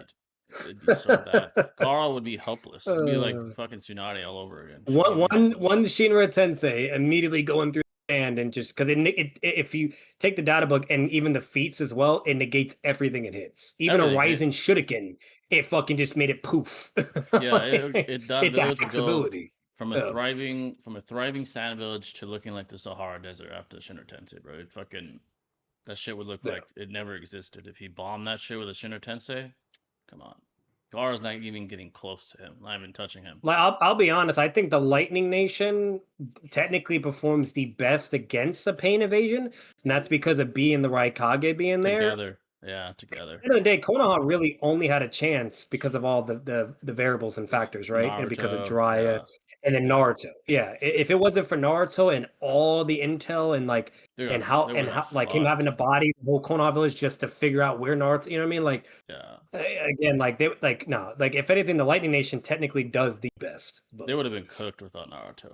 They would have been cooked. yeah, I mean, but the Lightning they- Nation loses too. They're not yeah, beating they, a they, prime. they definitely would still thing, lose. He would absorb their probably Yeah. their lightning cloaks and which makes them more powerful. yeah, exactly, Um, exactly. So that's it. Shinra Tensei could go through the lightning hell cloak. stab. The final Facts, point I'll make exactly. here on his lore is from Dodai, who served as an advisor for both the 3rd Raikage and 4th. Dodai is stated to know the inner workings of their abilities, including the double lariat combo attack, and still regards A as someone who is invulnerable to all attacks, as well as possessing an unstoppable spear, meaning that, according to Dodai, anyone on the level of A4 or below would be unable to harm A3 and unable to defend against his Hell Spear attack. This paints a picture of A3 being a character who can easily bring down characters on A4's level, fight for 3 days in a row, a feat only replicated by the likes of Madara and Hashirama, and That's bring crazy, down though. the second strongest Bijou single-handedly without any He has weapons endurance or up armor. there with him. Needless That to is one say, thing I'll not give Yeah, him. his His endurance. stamina is up there with Madara and Hashirama. That's one thing I will that's some give. crazy shit. Like, He's not fighting even 10 Naruto and Sasuke could fight Yeah. for that long. They only Yeah, fought for like that's what, wild. like half a day?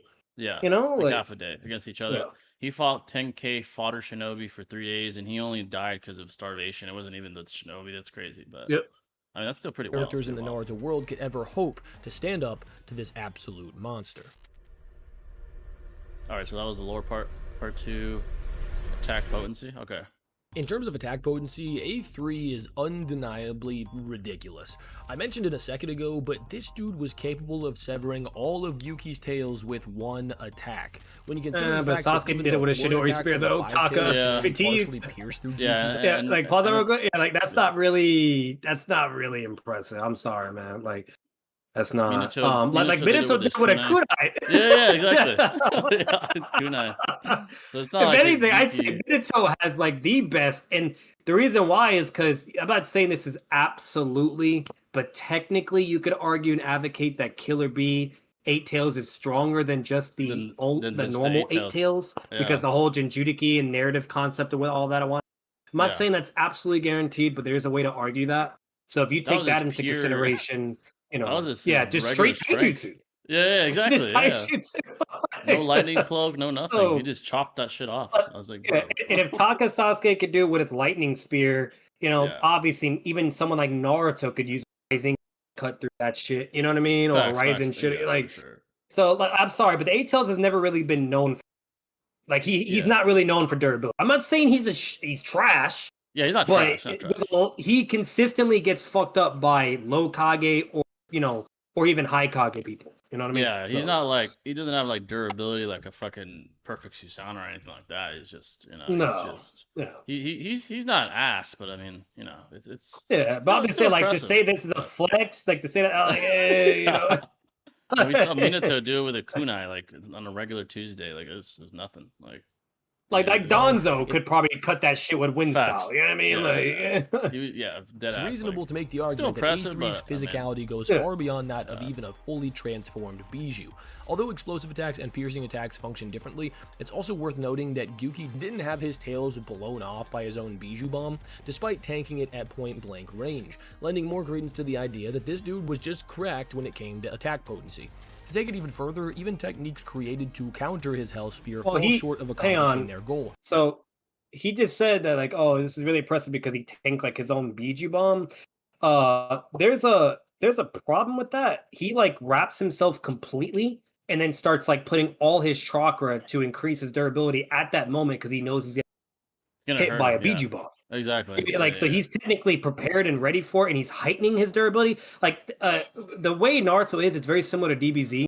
Like, even someone like Goku and Vegeta, like in Super, they can get hurt literally by anything if they're not like on Their guard. guard's You know what I mean? down. Like, they can get fucked up. But the moment they're on guard and they put their ki up or whatever, then they have insane durability. You know, so like, durability increases. and that's the same principle in Naruto. So like, to be fair, that's a little different.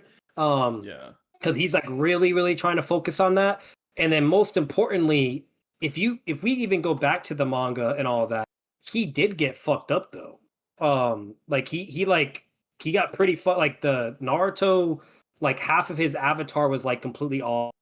The tails got cut, like one of the tails came off and shit. Like they both got fucked up when they got hit by the Biju blast and shit, you know. It definitely caused and damage. whatnot. It's like, again, I know Sage he states like, oh, he does acknowledge that impact force versus more so piercing force are different, but him stating that doesn't negate that, oh, if you're taking a concussive blast to the face, your fucking arm's not going to come off. You know, someone samurai swords your fucking arm, they're going to chop it off. It's just a different attack. You know? So and it is different too. And then most importantly, another thing, he didn't get hit directly by the Biju bomb. It was the explosion.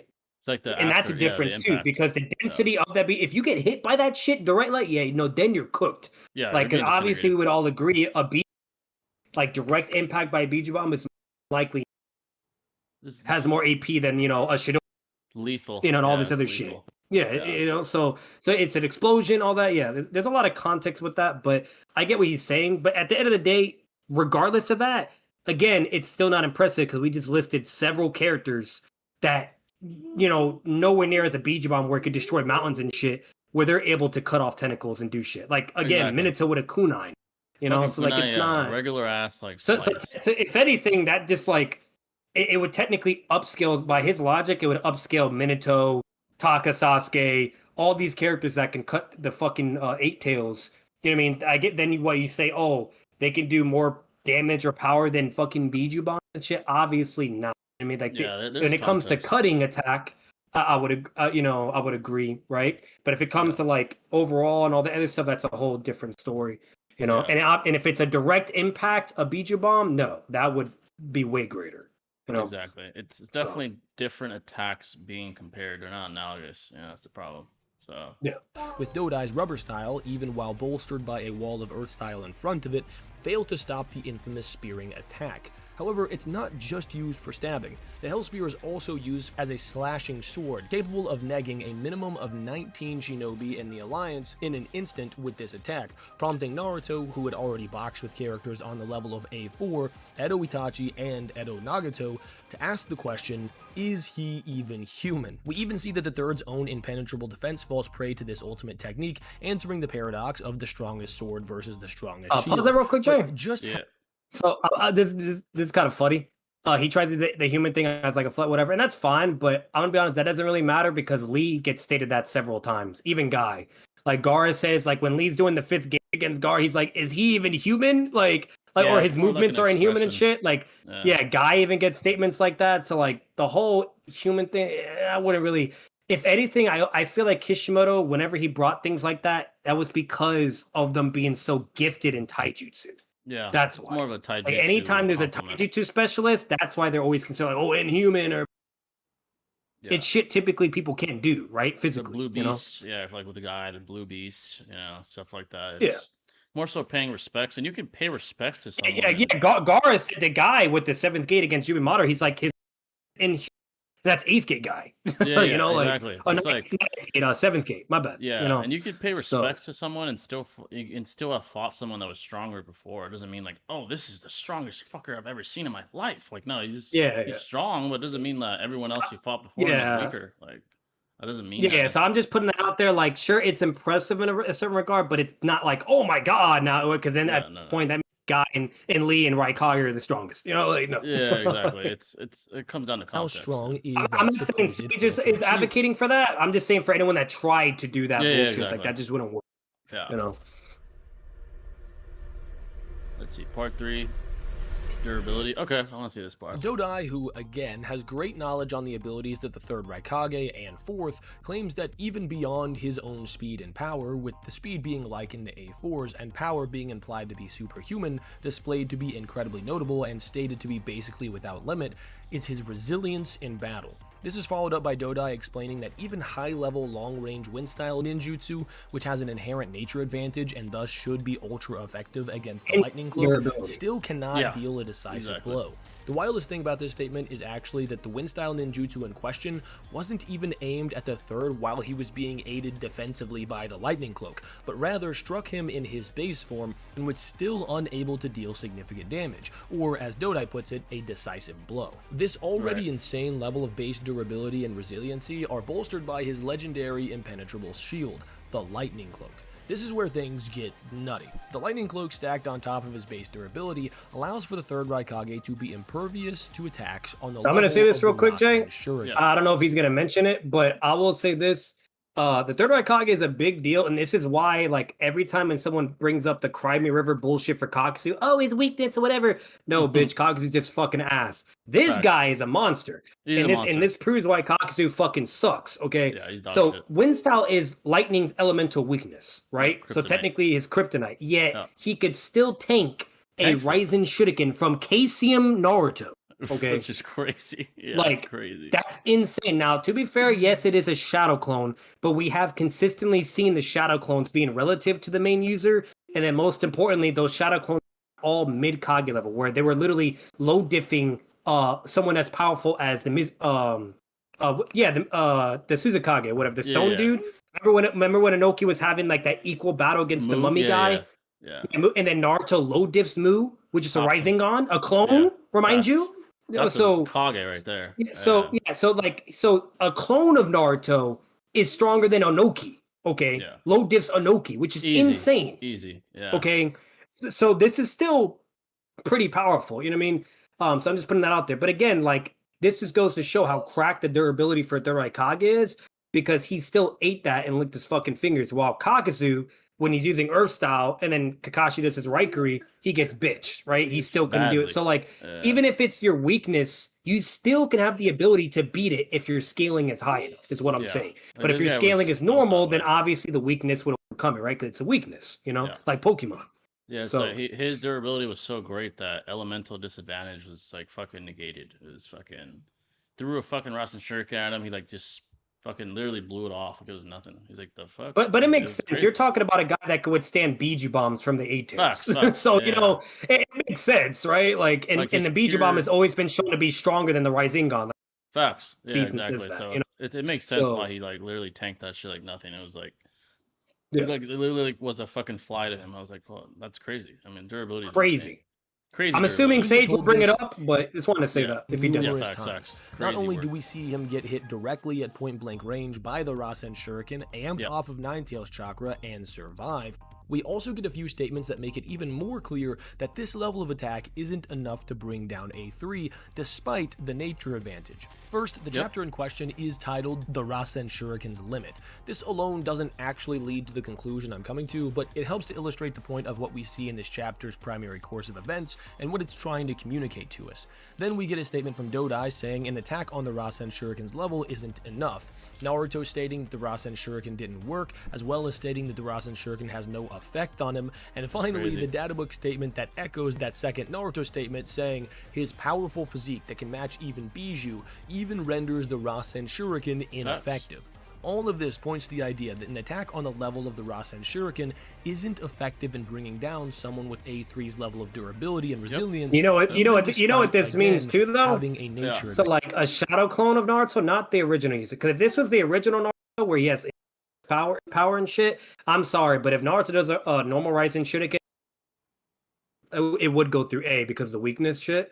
Or if he like does a massive Raisen Shuriken, that's come on. There's no way. You know what I mean? AP is even greater. Fucking like so normal Naruto would fuck up the third durability, but this is a big deal because again, if you guys remember Sasuke, where he did like his Chidori against the V1 cloak, lightning to lightning, which is equal technically. Yeah, he was able to get through and make him bleed. So like again, this is pretty fucking impressive. Very impressive, and something we it shocked everyone when it happened in the moment during the Yeah. plot's progression. It's fucking crazy. Some man. people will point to the fact that the third has cracks on him after this attack, implying that something happened to him, but it's worth noting that A, the cracks that appear on the Edo Tensei bodies are drawn fairly inconsistently, B, we see things like riling chakra or having one's chakra drained can also lead to the appearance of cracks on an Edo, C, many Edos are hit with non-substantial attacks and have minimal cracking appear, while not hindering their ability to fight, and D, when a Yeah, substantial like her face blow is is cracked dealt, and she we didn't see get hurt the in the Edo face if body you look at begins that to picture. flake Yeah, and that's fall true, apart, yeah. not just minimally crack. And when said damage heals, we see evidence of this happening. Since all we get here is the appearance of basic cracking and no flaking or falling apart, nor do we see the Edo Tensei regeneration active, it's reasonable to assume that the damage that he might have taken was marginal and surface level at best, meaning that the statements that claim the Rasen Shuriken was ineffective are both valid and accurate. Before we go too much fair, yeah. further, I also think it's worth bringing up here that the Edo Tensei does not I look at bring the cracks revived on him, person his back hand, to Yeah. everything. Like 100% that's of just their design. power. Yeah. That's just design, yeah. That's a Orochimaru's fact. being the only one that's even stated to bring them back close to their original power. However, some people will point out that the version of the Edo Tensei Oro is using should be comparable to the version that Kabuto used. We can't actually be certain that that's the case. All we get from Kabuto in regards to this is that Oro perfected the technique according to Kabuto himself, and that Oro's chakra, that will be important in a moment, increases the binding force of his, Kabuto's, Edo Tensei Jutsu, which allows for Kabuto to summon a greater number of Edos, and while not directly stated, probably revive them closer to their original power.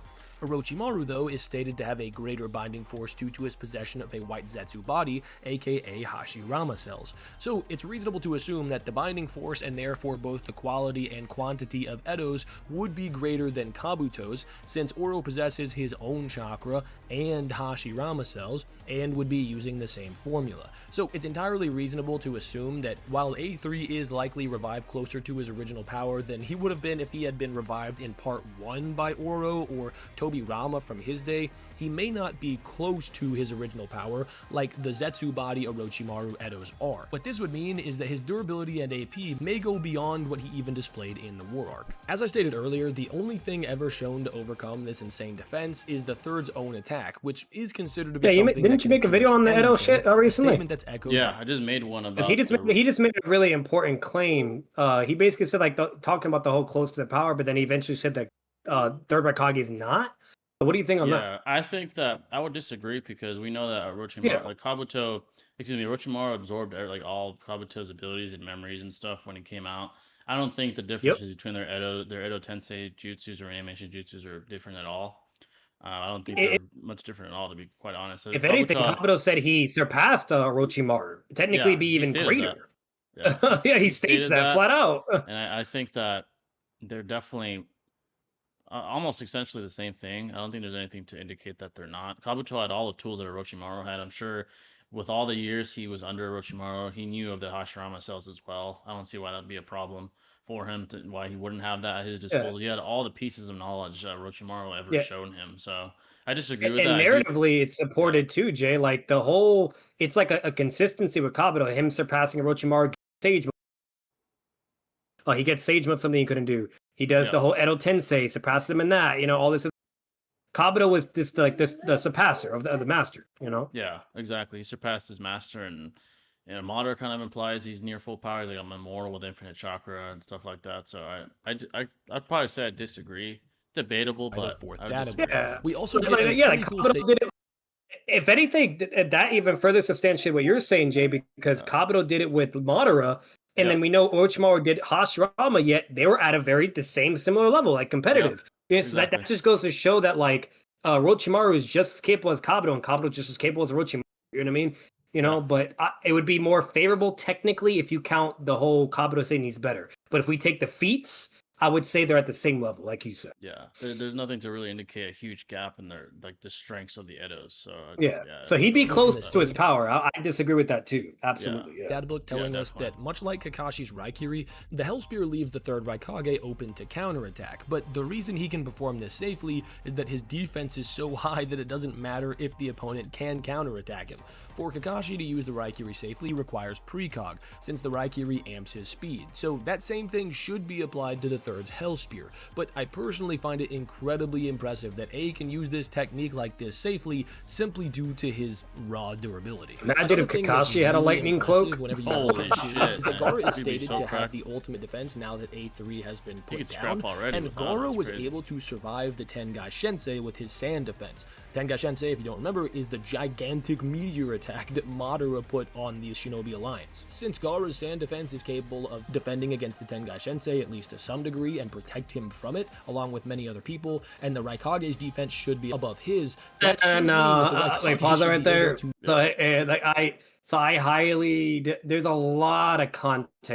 Like there's a lot of things. There's distance. There's people. There was support Yeah. from everybody. Like the Tsuchikage lightened it. Like there was so much. There's a lot of support. context. A Like, lot of context. Yeah, like, they stopped the first meteor because of like all the help, and it wasn't even Madara going.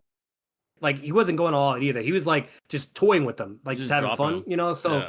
so you can't even say Madara was going full power either. But either way, he dropped the first one. They stopped the first one, and then it was the second one that came and hit it, which that didn't even have full power because it hit the first rock, which stops the Exactly. momentum and the Yeah. rock or whatever, and then it hits whatever. So like that's not. I can't. No, I don't count that as a defense feat for Gaara. I don't agree That's either. not Gaara true. He's not. definitely. Yeah. Yeah, you can't imply that Gaara he tanked a point blank island level fucking meteor hit and it hit him point blank. Like, come on, man.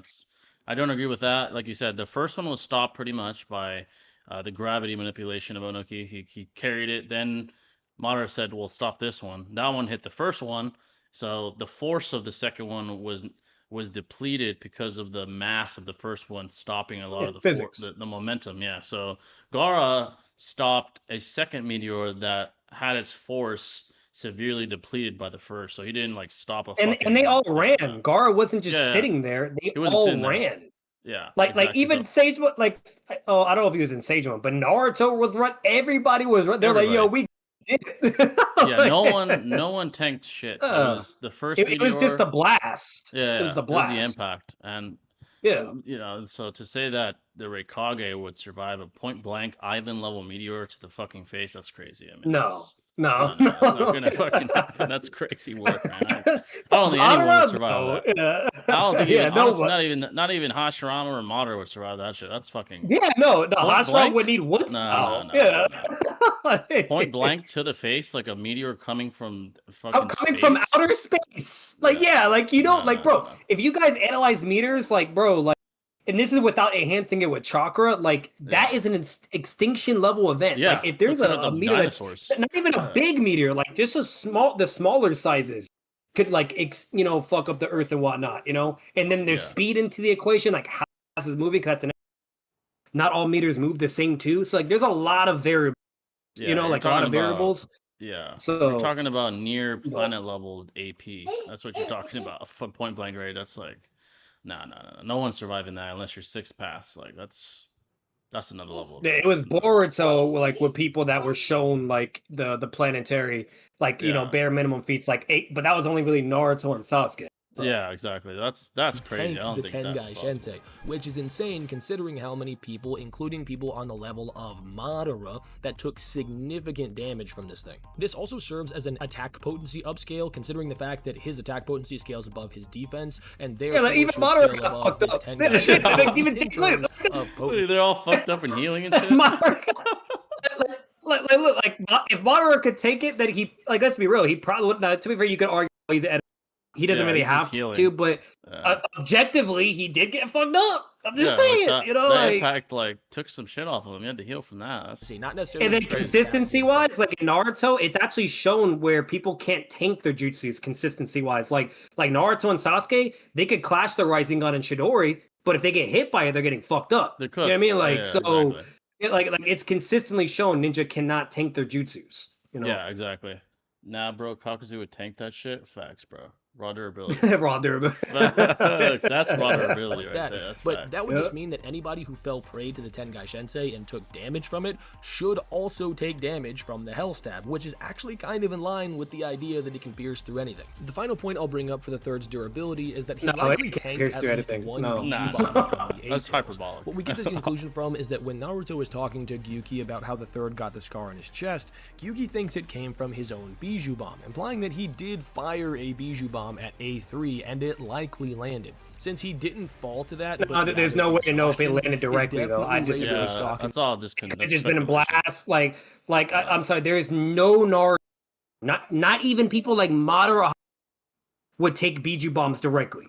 They had to use shit. You know what I mean? Like, and we know the Eight Tails is second place, right? You know what I mean? The most popular. So like, if anything, I'd say it's unlikely he got hit directly. He probably just survived the blast radius. Like even Pain survived the blast radius from Six Tails V2 Naruto of a Biju bomb. He didn't hit directly, but he got hit by the blast impact, right? And he survived. So like, nobody's shown to be doing shit like that. That's not true. It's only logical to assume he wouldn't just stand there and like, oh, let's see if I can take it. Like he's gonna move out of the no. He's gonna have to get the fuck out of the way. We're not DBZ, bro. Like this isn't not like that. This isn't Cell versus Krillin, where Krillin's blasting him in the face and he's standing there. Like it's different. In terms of his, that's not who. He's not him. He's not Cell, bro. From the Cell games. That's crazy. That's wild work. I also think something that leads to the conclusion that Gyuki used at least one Biju bomb, if not probably way more, is that they did fight to exhaustion, and I find it very unlikely that the Eight Tails would be at the point of exhaustion without firing off some Biju bombs. That said, but see, that doesn't matter because I'm gonna be real. He was probably faster than the Eight Tails. He was more than likely probably faster because he weighs less, whatever. He's smaller, all that shit. So he can shoot all the Biju bombs he wants, but teleport, and it ain't hitting, and he's just withstanding the blast. You know, like it don't really matter how many he shoots. Like unless there's a panel or an anime scene where he's getting hit like directly by it, then all day, every day, which is insane. But there's not, you know. Yeah, he's just a small, very swift target. I'm sure he evaded a lot of Biju bombs. I'm sure. The third is a total demon. I mean, he's a monster. Don't get me wrong, but him getting tanking fucking meteors is crazy.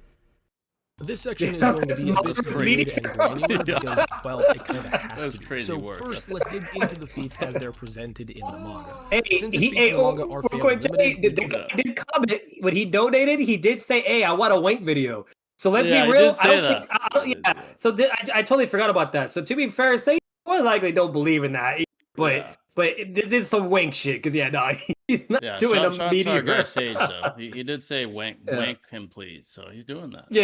And Sage is doing a good job to even make it to make it believable. So like again, credits to I have a lot to work with, but I think what we do have is enough to scale the third speed to a particularly high level. While he does outright blitz and one-tap a bunch of random shinobi, the most impressive feats he displays stem from being able to combat KCM Naruto, Sage Naruto, and the Eight Tails. Let's work through this in the sequence that they were just listed. In regards to KCM Naruto, A3 displays the ability to react to KCM Naruto at close range one time in their fight, showing the capability to register Naruto being right behind him, and in the time it takes for Naruto to deliver a single close range strike, the third is... I'll say this too real quick, Jay. The third Raikage would slam fucking Inoki, Mu.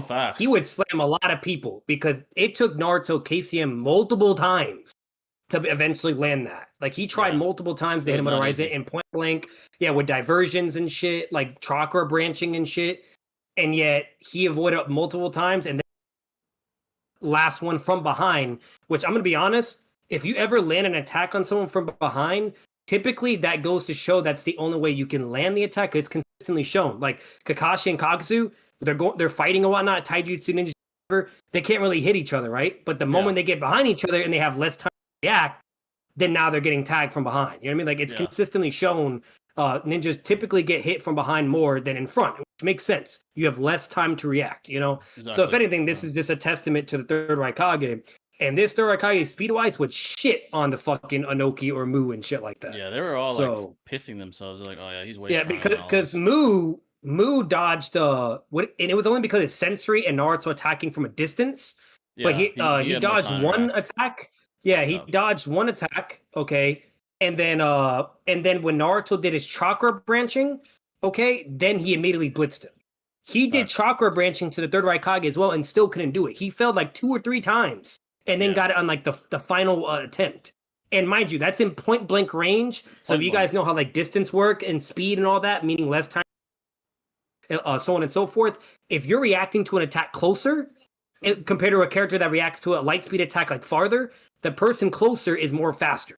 Yeah, he's because they have faster. less time to react. You Greater know, reaction times. so Yeah. so he would be way faster than Mu and Shizuka, which is insane because he's an Edo, okay, and the Shizukage was alive, you know, and Yeah. whatnot. So like he would be shitting on Gaara, be shitting on Inoki, he'd be shitting on a lot of Kage. Yeah, On he'd that clap them chick, all. Yeah, yeah, he would slam. that Yeah. weak bitch. Yeah, he'd clap all these Yeah, the people. third That's Raikage is very strong. He would slam all the other Kages. I think what a good matchup is would be like him between Tsunade. I think that's yeah, that'd be a interesting. good fight. But, That'd be a good fight. yeah, Yeah, it'd be interesting because of her durability and stuff. Maybe the yeah, and fourth healing. Raikage Yeah. too, but besides that, he's clapping. He's clapping. I mean, Yep. it's too as fast. displayed by the fact that he's got his back turned to Naruto when he begins the strike, and yet the strike hits him in the front. This would require some level of relativity, but it's certainly not the most impressive thing he does in his encounter with this Naruto. Something that's been consistently displayed in the series, from the Final Valley Part 1 to the War Arc, is that Naruto's chakra arms are vastly superior to his own normal combat speed. Chakra A potential branching. example of this is that Sasuke, with his Sharingan precognition, is capable of reacting to Naruto's physical combat speed, but then Naruto is able to outright blitz him with the chakra arm from a giant distance away. Yep. Some have argued that this is Yeah. because the Sharingan precog can't predict the movement of the chakra arms, since the Sharingan's precog works by reading the subtle kinetic movements in an opponent's body, such as small muscle twitches, and the chakra arms don't function that way. I don't agree to this, because Sasuke says that predicting linear movement is generally easy for the Sharingan, and said chakra arm attack is linear, so it should be able to predict it, but even if just that's faster. not the case, it Yeah, does come from facts. a massive distance away, so it's still impressive nonetheless. So we it's do have explained why another Sasuke couldn't really deal good with it. example. Sasuke Yeah. says flat out that he can see it, that he can see Naruto moving, whatever, in the chakra branching, but it's like it has its mind of its own. Like he's fighting two people basically. You know what I mean? Yeah. He's dealing with Trying to perceive two Naruto people. and then the chakra branching on top of it. So he just can't respond to the branching because he's dealing with two people instead of one. So less time to react, whatever, blah blah, and it's just faster. You know. Yeah, it's more. So basically regardless more, if it's fast or not, but yeah, it's more you know, stimuli. it's the basically. nine tails. Yeah, exactly. Yeah. He's reacting to more stimuli Yeah. than just one person, basically, at that point. Yeah, It's like, and it's impressive for the third Raikage because the third Raikage did respond to the chakra branching to KCM, which is Yeah. stronger than V1.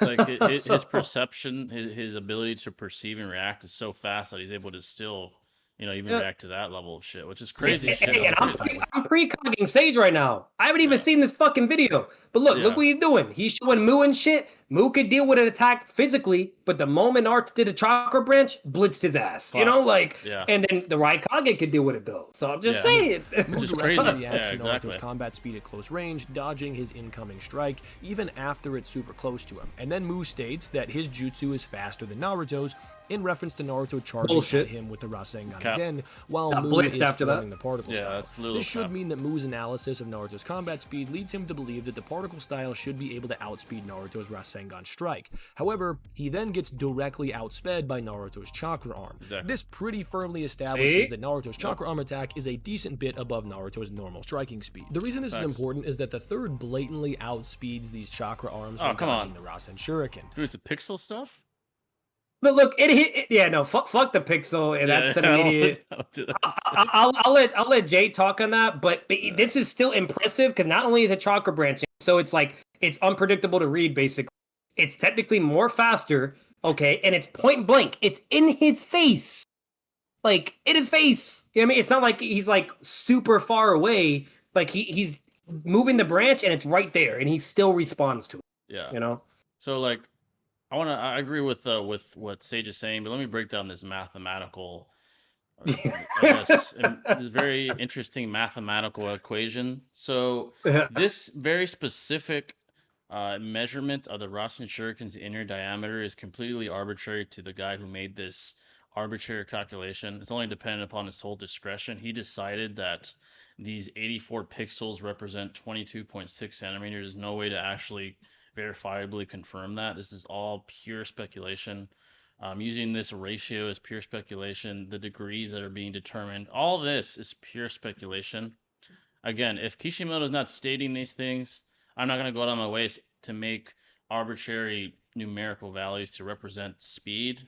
I would more so just use qualitative data, like what Sage was saying earlier. That makes sense. When you use chakra branching, he's faster than when he's using just his regular body. yeah, We simple. see Yeah. simple. We don't use these, I would say, again, arbitrary, solely dependent Yeah. on the calculators discretion. Like Yeah, it's to hit the cherry on top too, just to further substantiate what Jay's saying, like the reason why this is really bad to do is because unless Kishimoto is actually providing the mathematical value, data books or statements. So like I'll give one example. There's actually a data book that says the exact explosion radius for Datara. When he's doing his 10 final kilometers. explosion, it says like, oh, it's this kilometer, right? Yeah. And which was just as big as the death and whatnot and things like that. So we actually have a mathematical amount so that you can kind of play with, right? Do some things, whatever, because we actually know the distance, right? Or the actual math variable. Exactly. But if you're not provided that, you can't do it because this could be anything, right? It's like what Jay's saying the whole time. And that's important because people were calculating Datara's explosion, saying, oh, it's 10 tails level or blah, blah. All this bullshit, what blah, blah, or it's this far. Yet when we go to the data book, the actual math amount, it was nowhere near that. Everybody got it wrong. And guess who got that wrong, by the way?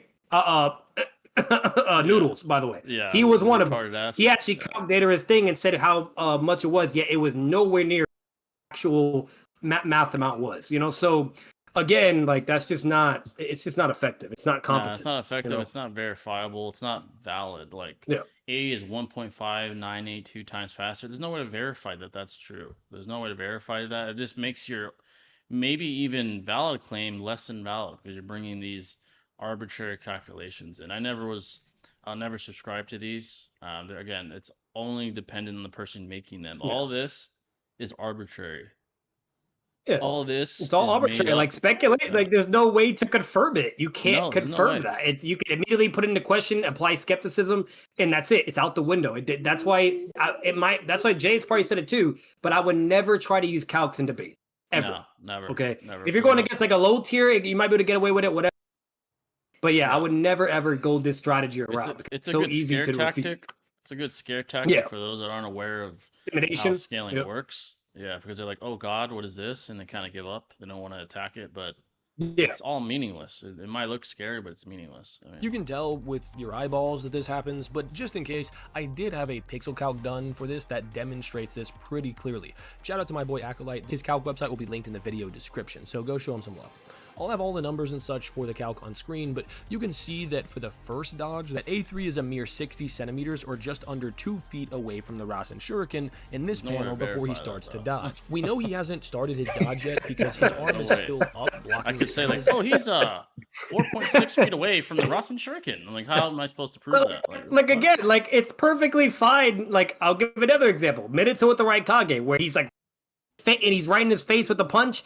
It's perfectly fine to be like, oh shit, Minato responded to attack right in his face. He's way faster. That's fine. Yeah. But to say like, oh, here's his calc, magical 2 fairy numbers, and then Minato is like 1 billion times faster. That's bullshit, bro. Like me trying to measure how far away the Raikage was from Minato. He's 0.445 centimeters away from his face. So I'm like, what? What are you talking about? Like. And there's also real life examples too. There's a track is a good example. There's people where they do long jump measurements from where they're jumping, whatever. If you have a picture of a person jumping, right, and then you try to do a calc or like, oh, how far he actually jumped. Okay, that does not work at all. It's every time someone's done it never works because you have to measure exactly where they're coming from and then go from there and so on and so forth. Like again, trying to measure a picture of something instead of actually measuring the person from the spot physically, it doesn't work. No, it doesn't work at all. It's possible to validate a calc. No, there isn't a way to, unless you ask Kishimoto, is this right? No, there isn't. There isn't a way. Like Jay, how do you measure something? Can you measure something with a tape measure? All right, from a person from point A to point B, or can you use a tape measure to measure a photo? You can't do that. No, you can't. You have to take into consideration the actual depth, the angle that's being shown, like is all that. And again, this is a fictional-based reality. There's no way to really validate that our units of measurement. Because they're moving at super speeds and shit. Like, they're moving at like their own crazy super speed. So that's it. That's technically another thing you have to account for math wise. Like, there's no way to do it. Like, that's why you need Kishimoto to provide that information. You need him. You know? I think, do you actually think you can't calc angle, size, and distance from a photo, from a manga panel? No, I don't think there really is not from a verifiable, accurate way to do that now. eyes, and then the arm is down after the dodge, along with the fact that his torso and head positions change to get out of the way of it. Based on the distance covered by A3 here, he should casually be about 1.5 times the speed of the Chakra Arm, which again is faster than KCM Naruto's normal combat speed. But it gets crazier. You can get the second dodge to a bit higher than that, but while the Rasengan orb in the center of the Rasen Shuriken consistently remains basically the same size, even to the point of detonation, the Rasen Shuriken blade or edge section does not. This actually isn't that weird, since the reason he becomes capable of throwing it and maintaining its shape in flight in the first place is he uses it in Sage mode, which he's not using here. And we see him seemingly put more chakra into it after catching it, at which point it seems to return to its normal size. So it's possible that much like it changes size when it initially slams into Kakuzu, it could begin losing its integrity a bit after being thrown by the KCM Chakra Hand, which could cause it to shrink a bit in size before it's caught again, especially because it does interact with his lightning cloak, which may have taken a little bit of juice off. Throwing speed is greater than movement, it's a bit though. difficult to calculate distance. That's the thing too. Travel to dodge this because we like can't a baseball player, Jay, like they can actually throw way faster than move with the ball. Run. You know what I mean? Like, yeah. So like your throwing will always be, multiple times. So like, so again, like, so for anyone trying to like downplay this feat of like when Naruto's throwing it or whatever, no. Technically, his throwing would be even faster than that's why he throws it. Because if he was actually faster physically, then he would just move and slam it into them, right? You know, exactly. But instead, he's faster throwing it. You know. Yeah. So exactly. That's the very reason for throwing is that it increases speed and limits the chances of you missing or failing. Because you're using your body's physical exertion. You're like using your body, throwing that, which again just makes you more capable of making it way more fast compared to having to move with it and hold the weight of it. You know. Exactly. Yeah. Exactly. It's greater kinetic energy being distributed. It was, but the most reasonable conservative metric that we came up with gets the third to right around 5 times the speed of the Rasen Shuriken's top speed. It's basically impossible to determine where this third should scale, though, since the Rasen Shuriken does consistently scale over Naruto, but this isn't a conventional throw. So if you want to throw that second one out, that's totally fine, but the first one has a lot of merit and is consistent with the other speed feats we do see from the third. I do think that this is the most impressive speed feat that he shows in dodging that chakra arm holding the Rasen Shuriken, but I also think it's worth going over the Sage mode stuff, particularly to debunk the idea that his interaction with Sage Naruto is anti-function. Very impressive. Yeah. First, clones scale to the user in speed consistently. We see they're able to combo attack with the user and all kinds of other things that lead to the conclusion that they should be relative, at least in terms of speed. So anybody saying that this is an always been shown, clone, I have a whole video on 3 jutsu you probably don't understand. I talked about that with Jay earlier. Second, Kabuto is in control of A3's body, so we can't even say for certain that the way he uses the Hell Stab here is how he'd consistently use it. Third, as I stated earlier, the Hell Stab is just stated to be an attack that leaves him open for counterattacks, meaning it's reasonable to assume that someone with precog like Naruto wouldn't necessarily have to scale to the third physically in order to avoid the attack.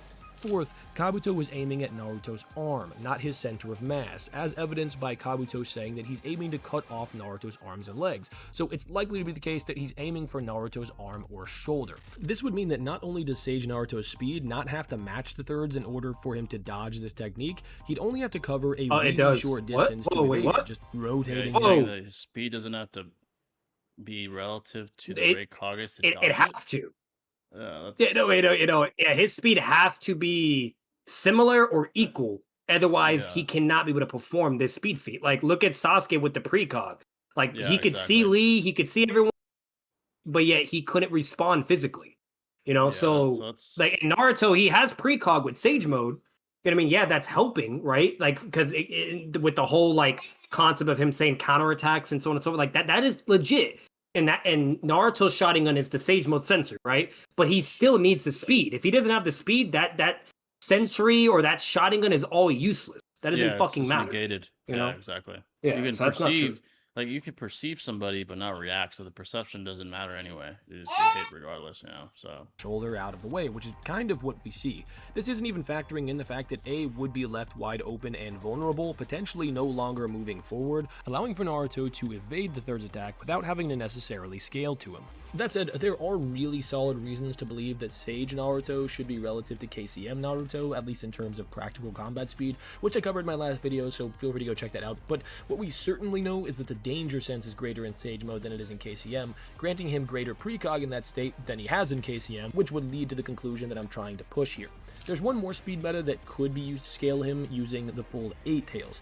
Basically, the full 8 tails should be above B in his lower forms, just like Naruto in the full 9 tails avatar in speed and power is greater than he is in his lower forms. We see evidence of this with Gyuki being shown to scale above KCM Naruto by evidence of performing much better than KCM Naruto did against the same Jinchuriki that were able to juggle Naruto at close range. But all of these things working together should get the full 8 tails to a level above KCM Naruto, which would be consistent with the third already scaling above KCM Naruto. Wait. So the 8 tails, he's more powerful than KCM Naruto, but Naruto's faster.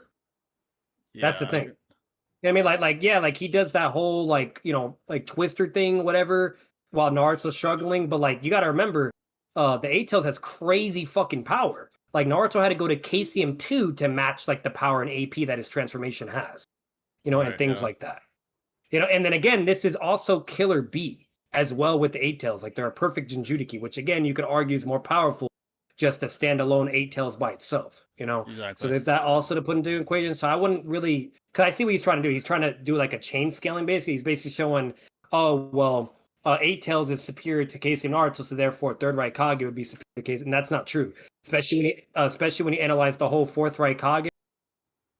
So that's all I'm saying. There's a lot with that. Yeah, this is a weird moment to try to prove that he's superior. I don't know. And then there's also the linked vision as well on top of it, like Renegon and shit. Like that's another variable, which that doesn't matter when you're doing a fucking crazy stack. Like if you shoot a Biju bomb and it blows everything, link vision doesn't matter, right? You know what I mean? Because you don't have like taijutsu exchanges, and it's different, So like this is kind of like it's a false equivalence, basically, is what I'm getting at. But at the same time, like there's context with it. And not only that, this Naruto is not full power Naruto, KCM.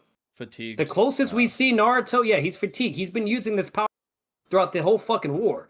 And there's like so many time skips where you don't you don't know those answers, the quantification of his power. And the way the KCM cloak works is the more he uses, the weaker he gets. You know what I mean? So, and that's just like chakra anyways. You know what I mean? Yeah, time limit. The closest we see Naruto at full power is when he first gets out of the cave. When he blitzes Kasame. That's technically the when we see him at full power, right? Yeah. And then the next closest level is literally when he's V2B breaking through the Biju barrier, right? And whatnot. Right. Yeah. And then the third closest is when he's fighting A in Tsunade. He's just and he shitted on A, which reminds you, A is the fastest, which is also include the 8 tails, right? Yeah. And so on and so forth. So like this isn't prime KCM. That's all I'm saying. And if a fatigue KCM Naruto can outspeed fourth Raikage, you get what I'm saying. You know what I mean? So so it's just a lot of either overlooked or just ignored context. I think that needs to be acknowledged. Like he's fatigued when he's going against the Raikage. You could argue the reason he didn't use KCM and he used Sage mode is because again he was fatigued and with nature energies everywhere, so he could just gather it and use it. It's just a lot of context, and some of the moments he's using to try to substantiate Naruto being, inferior to 8 tails, and as a result, the third is kind of strange. Like this moment's a weird moment to prove that Naruto's. And this is really because he's disregarding everything with the fourth Raikage because. Again, me and Jay will admit this. Like, the third Raikage probably has better durability than the fourth Raikage. Yeah. But the fourth Raikage is way quicker. And at the end of the day, durability is if you're faster, right? And so on and so forth. And so, like no matter what, the problem with this, why this doesn't work, is because we know all that context with Naruto being superior to A, and A was the strongest. That included B. If he wasn't the strongest, he would have flat out multiple times said, "Oh, I'm not the strongest for the right." Killer Bee always conceded to Raikage. When he was about to kill Naruto, Killer Bee was always helping Naruto until he went full power. He couldn't do anything anymore. If he could still stop him, he would have went 8 tails, right? Yeah. But he didn't go full transformation either. Like, there's so many points and times where it's consistently shown that A was stronger than the full 8 tails with Killer Bee. You know, so Yeah. that's all I'm saying. And like, if we see Taka Sasuke being able to fatigue, remind you, not at full power, very fatigued, okay, able to cut a tail. Imagine what Naruto's doing at full power. You know what I mean? With Exactly. just like his branching or Raisingans and or like his chakra branching spears and shit. Like, come on, man. You know what I mean? Like, or doing like thousands of some shit, you know? Yeah. Like, I think it's remember when just- Naruto did 2,000 clones with Gaara and you saw how much AP he had against Gaara, V2 Gaara? You know, like, so he fucked him up, you know? So, I don't know. Yeah, that's a little weird. But again, Yeah. this is a wink video. So Yeah, he is. well, He did specifically get the paid to chakra wank arm. the Raikage. Yeah. All right. So the last part. Peak scaling. Okay. let's see. Ashton, who commissioned this video as well as High Life, asked me to include a section where I go over the highest highball interpretation Okay, so that he's would wanking. be Okay. possibly feasible for A3. So based off of what we've established and more, we'll do that here. It's honestly as simple as this. Data Book 4 covers up to chapter 691, which is the conclusion of the Kaguya fight. So all of his statements in the data book could be attributed to him in comparison to all of Oh the my characters God. and abilities we see through chapter 691. What this would mean is that if you take the, quote, can pierce anything, end quote statement to its furthest logical conclusion, Hyperbolic. you could assert that there's no defense pre-Final Valley that would withstand his Hell Stab. This would include things like Rinnegan Sasuke's Susanoo, the TSO Orb defense constructs, God Late War damn. Gar's Yeah, Sand, no. the Six-Pass Drama Avatar Kaguya herself, Kakashi Susanoo the Yadamir, Kaguya? and Oh my literally God. everything else in the series up to this W point. winks. There's not technically anything wrong with this outside of it sounding insane and maybe some technical things that you could call into question and I think successfully argue, but that would get his AP to ridiculous levels, easily clearing that planetary level of potency. You can even build on this further and argue that since the Hell Stab is called the strongest spear and Raikiri is described as a spear, this Hell Stab could be asserted to be over the strongest version of the Raikiri. That's even the questionable. combo Being like. stronger than I'm Kakashi. aware this is insane, Facts. but that's the point of this section. The same logic could be applied for his durability as well. It's outright stated that nothing can deal him a significant blow, and that his body serves as the ultimate shield. This could be taken to mean that it would be greater than any defense that's shown in the series up to 691, including every Susanoo, TSO defense constructs, etc., just like the previous AP point. And honestly, again, Facts. on its face, there isn't really any issue with this, outside of a few Here's the technical through things that you can call into the question and Yammer. argue successfully. Yeah, he could literally. And, well, kill how Kaguya with absurd the it would be Hellstab. for someone who took even skin level damage from the Rasen Shuriken to be able to no-sell Naruto's 6-path amp Rasen Shuriken barrage. If you did take this interpretation for those abilities, he'd still only be KCM plus tier in terms of speed, but if you took the highest end interpretation of his speed, you'd get him to 32 times that of KCM Naruto's Rasen Shuriken, which, if you take the highest end interpretation of that, would be above his own movement speed as well. But he would be able to harm anyone up to 691, shattering through any defense and tank any individual attack, including ones that's from not true. 6 paths level characters. Again, you do have to obviously ignore quite a few things here, but his peak scaling interpretation would W be wings. to high Hashirama, 6 baby. pass levels Oh, in yeah. 2 out of the 3 categories at least that generally determine the outcome of fights. Pair that with the fact that he has arguably the greatest stamina feat in the verse, and you have someone who could genuinely be unstoppable outside of hacks. Now, do I agree with this interpretation? Absolutely not. There are a multitude of issues with this scaling, but if you're wondering just how high you can wank his scaling, Facts. there you go. W winks. Yeah, no, shout out to Sage, because again, if it was me and Jay, like we would in conclusion, even would if you follow in don't take similar the routes, highball you know what I mean? interpretation, Did a I great just job for went through, the highball. third Raikage Yeah, is an definitely absolute scale smoke wank demon the of shit a out. warrior who's vastly superior to most of the Naruto verse, and they couldn't hope to take him on unless they start breaching into those late war arc levels. With AP and durability that rival basically everyone pre-6 paths, along with KCM plus levels of speed, and basically top of the verse stamina, the third not only can beat down most of the characters in the series, but I'm inclined to say he probably should be considered the strongest Raikage of all time pre-Darui. But that's it for this video. Big thank you again to Ashton for the 100, I greatly appreciate it, and anybody else who decides to commission, thank you in advance, but I also appreciate all W winks. W winks. Yeah, W Wink, shout out to Sage, goated, really good job in the high balls. Facts. And just to clarify, the only reason why we were ever like even having remarks or like commenting or debunking, it's obviously saying this in the regard for anyone that would believe in this or try to rat or be a sophist. That's easy ways to dismantle it, right? Or to Facts. like deconstruct it to where obviously why it's wrong. And again, even Sage agreed with that, whatever. Now, there was one thing Sage did say that he does believe in. He said lowball, he thinks he's above KCM Naruto. I don't Yeah, agree with that though. No, I don't agree with that either. His Yeah. speed, it's, if you actually take into account all the context, Yeah. it just seems more than likely he's inferior to the fourth Raikage in terms of speed at the very least. Again, the fourth Raikage is admitted to be superior to perfect Jinchuriki, eight-tailed Killer Bee, while conversely, it's pretty indicated that the third stalemated the eight tails, only the eight tails alone, Yeah. not a Jinchuriki.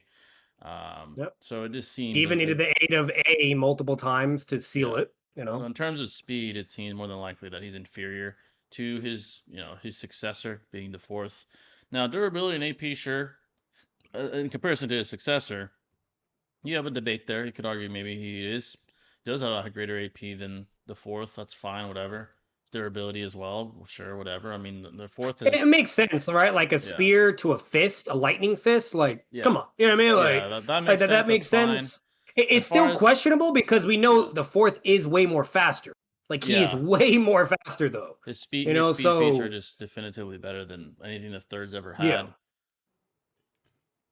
And again, against KCM Naruto, Naruto was becoming increasingly fatigued throughout the war arc. So he wasn't facing the fastest, strongest, including the fact that he was a clone. KCM Naruto, he could have. That has to He's be taken into fatigued. account. He's also a clone, which again, that clone is also not even at full power. That Nope. clone was also fatigued too, because Yeah. traveling through the battlefield and Traveling shit. to the battlefield, Like, there are others throughout, scattered amongst the war arc, at the battlefield. $10 from yeah. Cypher, appreciate it. My hot take is that the third could pierce the five Kage Summit Sasuke's peak Susanoo because of that statement there, but not anything else because it's there. Not Sasuke's full Susanoo, but I'd say the rib cage, yeah, sure. I Or think it like would the go maybe the through, yeah. lower variants. Yeah. Yeah, but like even the full, like you guys got to remember the Susanos are really fucking durable. Like Yeah. that shit is like bro. Even though it is EMS Sasuke and not Kai'Sa, he tanked a Truth Seeker orb. His Susanoo tanked the Truth Seeker orb black shit from Jubito. That's That's wild. crazy. That's wild. Yeah, like he did it to protect Naruto. Susanoo is really fucking broken and powerful. Like we've seen what Madara can do. Like the Susanoo has always been like up there as one of the greatest defenses. Even comparing it at one point to Gar, where like Sasuke's like my defense is even greater than yours. You know, he says that to Gar. Yeah, You know, he like does. Yeah. so. Yeah. So I don't know about Yeah, that. Like again, if yeah. yeah, the best he's done No. with his finger or whatever, his hell stab is fuck up Yuki's tails. That's not that impressive. That's I'm not it. saying, yeah. He hasn't Like got too again, much Susanos. Like, Sasuke did the same shit. yeah, Fatigued, like Taka very Sasuke. fatigued. Taka Sasuke. Very fatigued. He did that Yeah. with his fucking to save he did it to save Kirin when the black flames on the tentacle was about to hit her, Exactly. you know? Like Yeah. so like and that's so again, like this I don't know. I can't really see it. Like, if anything, I feel like it's even questionable if it's even stronger than Sasuke's Shidori or Kakashi's Raikiri. And if anything, well, I'd argue Kakashi or Sasuke is greater because they just have feats. They have more showings, you know, like, yeah, they have more and so on and showings. so forth, you know? It'd be speculation to say that the Hell Stab it could like go through almost anything, including a perfect Susanoo or like a final stage Susanoo. It'd be hard Like, bro, to prove that. Tamari's fucking bullshit win style. Oh, it could blow away the universe, yet she can't fucking deal with third Raikage. Like, well, you know, like, so Yeah, it's possible. he's universal level. You know? Exactly. It's universal. I think it's possible it could, but it seems unlikely. Again, a lot of what we're saying is speculative anyway, because there just isn't much on the guy. There's just his battle. It's with like Toby Rama all over again. You can only speculate so much. You can only like brainstorm so much. There's only so much you can do. We have to go with what we have, right? You know, and all we have at most at what he's done is cut the eight tails, like right, which again many characters have done with less chakra and stamina to him. Okay, and on top of it, then we see him close to his original power, scrapping with the fatigue shadow clone. Like that's not. It's not, you know what I mean? Like, that's not really, that's not really that crazy. Like, again, like, Yeah, and I'm not saying it's absolutely like nothing because we do know the clones are see him low diff Mew, which is Yeah. Anoki level, which is Still crazy, Kage right? level. Like That's still crazy. Yeah, it's still like crazy. he's still like the clones are still pretty strong, but again, it's not prime Naruto. It's not him at Yeah, his no, no, full no. potential and capacity, you Not know? at all. Yeah, So definitely not at all. And again, the third is not ass, not trash. He's just if you're comparing him no, to no. upper Kage individuals, Minato, Madara, Yeah. Hashirama, Yeah, he no, just fuck doesn't no. he doesn't Fuck no. compare. He doesn't No. compare at all. Like, bro, his Minato with a kunai did the chopped same off one too. shit. And it was easy. He didn't struggle. He like sliced through Yeah, it. It was like an easy slice. It wasn't even a he didn't struggle to cut through that tentacle. It was an easy slice for him. literally, So man.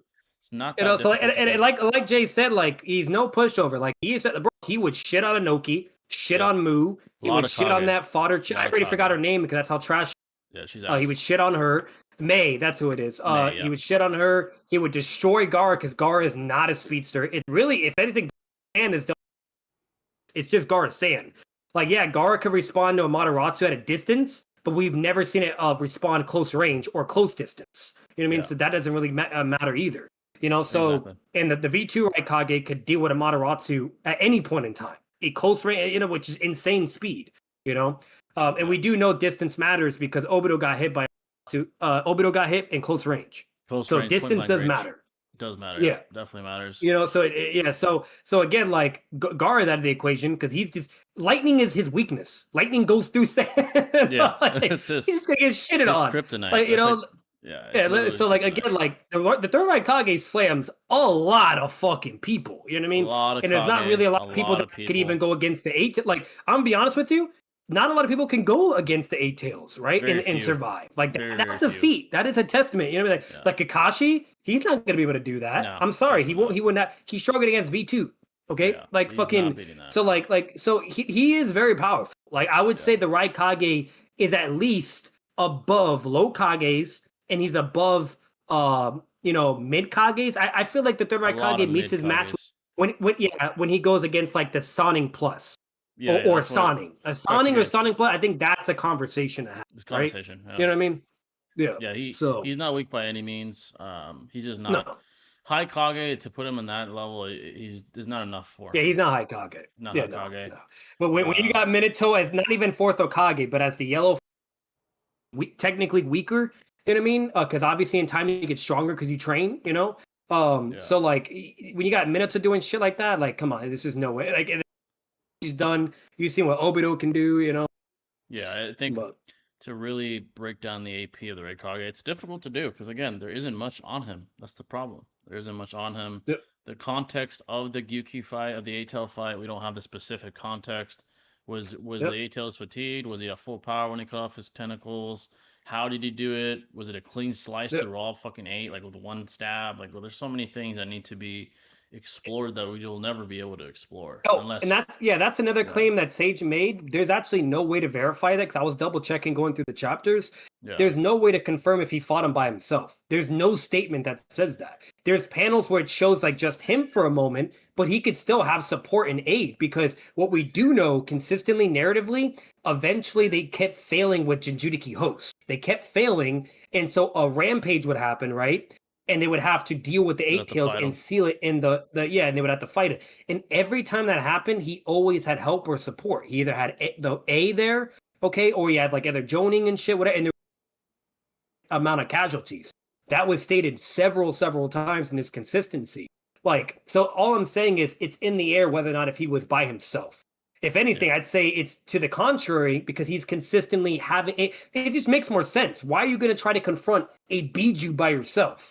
That doesn't Yeah. really make sense. You know what I mean? Yeah, You that want to have a help, and especially when A is there, who's like Yeah. super fast that can fight someone like Minato, right? You know, like so it just doesn't make sense. It's more you know? advantageous But that way, having multiple yeah. people rather than one. Yeah, definitely more Like advantageous. look at the Leaf. Like they were all working together against the Nine Tails. Not Yeah. here isn't just I'm gonna go fight it by myself, you know, Facts. or Yeah, they're all Minato's like trying. I'm gonna go like that's never Yeah, a thing. exactly. So, it definitely was a wank video though. He did admit that he's like, oh, I'm wanking because he got paid to do it. So shout out to Sage. That was fire wank. That's a good way to wank him. I'll admit that for sure. Very strong argument for if you want to wank, if that's your Yeah, great intention. wing video. Very great wank, and definitely worth $100. Definitely fire video from Virthue as well. W conclusion. But yeah, folks, those are the reactions. If you guys want, again, any specific reactions to specific, it doesn't even need to be anime. Whatever you guys want. Maybe next week we'll try to react to one that isn't Naruto related. We'll have like one Naruto and one not.